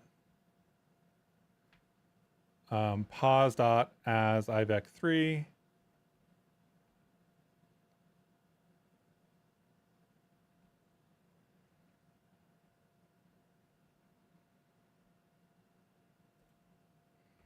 dot is none, then we can insert. And then this is a reference because when we're getting on a hash map, we pass in a reference to get. So we run this and I should be blocked from placing things that already exist. I also implement my own character controller and that was a pain in Rapier.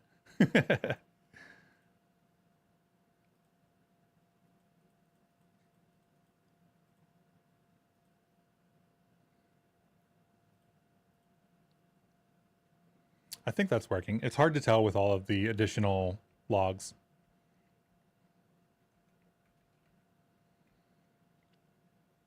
Let's do that and let's do else. I don't know, info locked.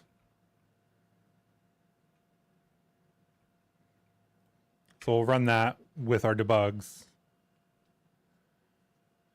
What's your debug info on the cursor custom? It is not custom. It is part of Bevy mod picking. That is just a thing that you get for free if you want the debug info. It happens to be that this is the way it's set up for some of the stuff I was doing with Woodpecker. It doesn't need to be set up like this, but it provides some, I'll move this a little bit. It provides some extra information, such as the vec2 location, whether it is pressed or not, right? So the little X here, I know you can't see me point, but the little X has a little pressed thing. When I right click, it goes to the right side. This is all, like those three are mouse buttons, so I can hold them all down at the same time.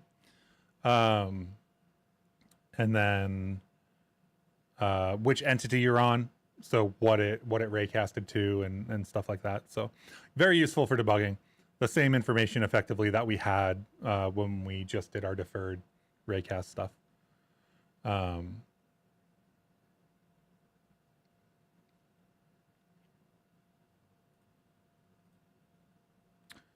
I just realized that I put the blocked notification in like such a bad spot. Let's do this instead.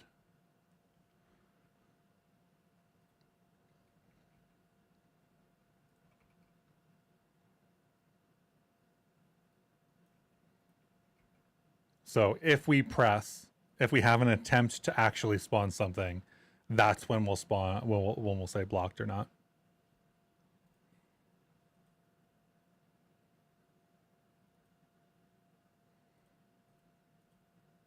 Yeah, so it's blocking now. Nice. So now we only get one element per spot. I don't know how we're going to do stacking. I assume that in some way we'll do basically the same thing we are now, and we won't actually do three three-dimensional picking, but we'll do two-dimensional picking on the plane, and we'll do the Z stacking based on how many items are there. The nav mesh look really weird at some places. The wireframes do not always end at the corners of the washing machines. Do not always end at the corners of the washing machines. Yeah, that's because... Why is that? That's because the washing machines are not... are they cuboids? They are cuboids. They aren't supposed to end at the corners of the washing machines, is the thing that I'll say. So like right here, I can see a line into the side there. And that is because it goes down into triangles, not polygons. So what you're actually seeing here is not necessarily the view of the way it decomposes, but it's the view of the simplification. So the fact that this is like a polygon here and not a triangle is, I think, an artifact of the representation, not an artifact of the actual mesh, if that makes sense.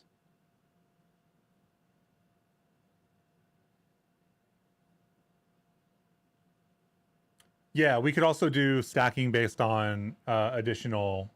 The debug pill got stuck, yeah.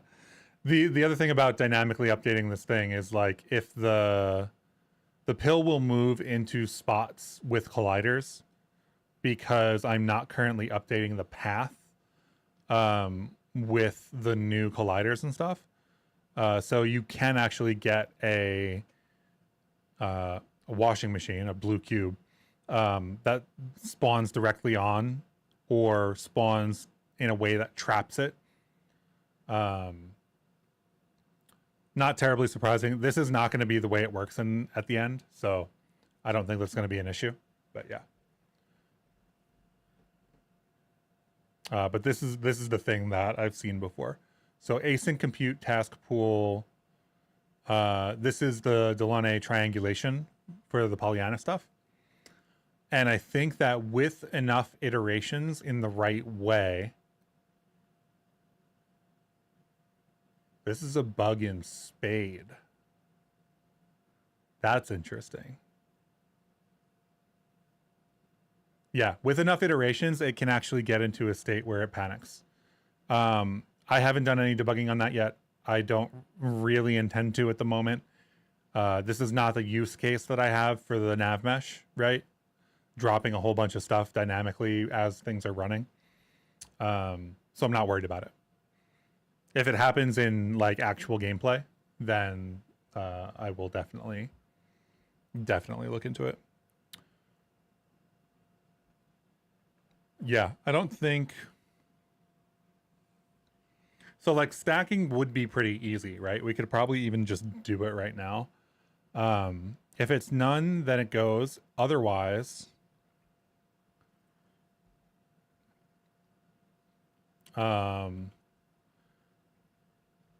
if queryStore.get position as ivec3 plus vec3 001. Is that right? No, 010. My brain is still in Blenderland.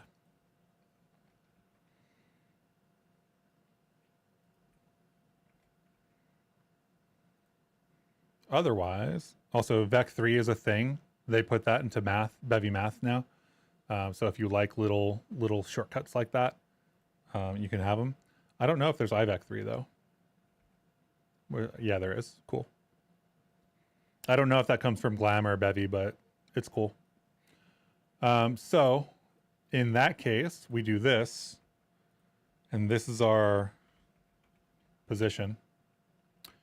And all of this. So this is the part where manifest would help, because all of this gets duplicated over and over. And I've already run into issues where like I added maybe the obstacle, or I added, you know, whatever component to this, and I haven't set up bundles, and I forgot it in one place and put it in the other place, and, you know, yada yada. I messed up.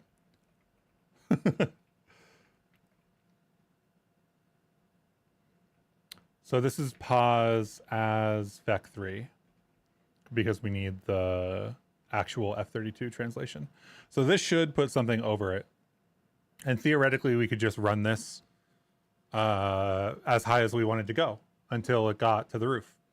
So I think stacking is trivial, like literally trivial, you know? Like now we can stack. I think it's harder to use than anything else, but stacking is not hard in general. And then we have all of those locations in our hash map. So we'll serialize that hash map out whenever somebody places something, which is going to be very important for keeping progress and stuff like that. And you'll see that the nav mesh only updates when there's like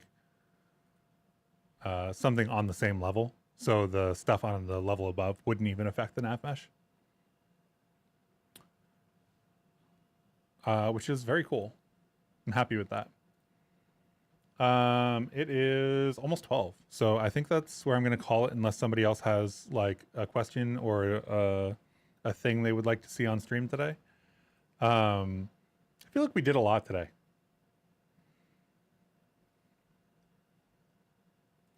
We've got our raycast system now. So going back over what we just did, we have a rounded coordinate that we are raycasting out through this plane to. We can place this anywhere we want. They have the obstacle component, so if it's inside the nav mesh, it will modify the nav mesh. We have stacking.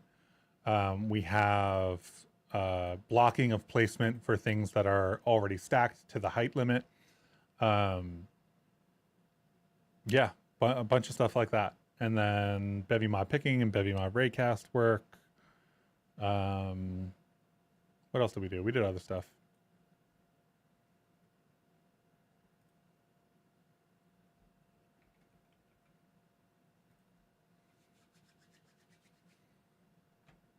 Oh, right. Did we do game menu stuff? I don't forget. Anyway. So we have a whole virtual grid now. I think that the next step is to figure out how to make that work for an infinite plane.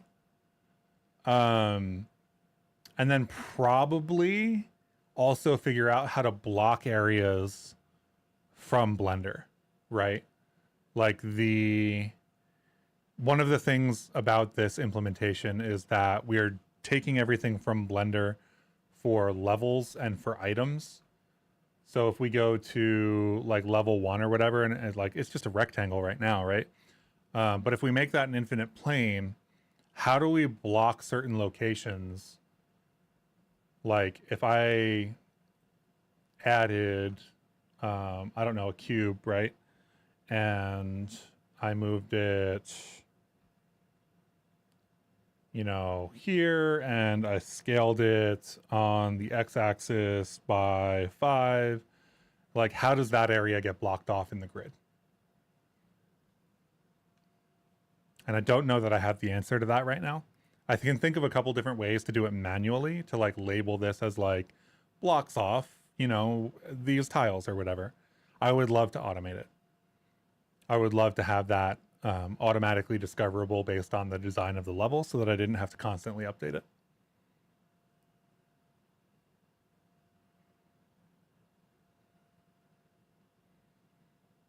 But yeah, cool. Thanks everyone for hanging out. Probably a Ron file. Maybe a Ron file. I'm coming around to Ron. As always, there's the Discord channel if anybody wants to join the Discord. I stream every Saturday morning, game development, Bevy stuff. Hopefully that stream command still works. Maybe it didn't. Is it not connected? Did I not connect the bot?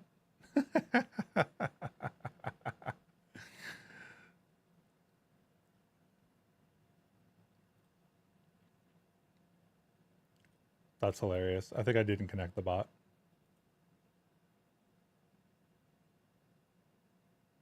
I need to put that on my list. Anyway, thanks for hanging out. Saturday mornings, same time. I'll grab the invite manually.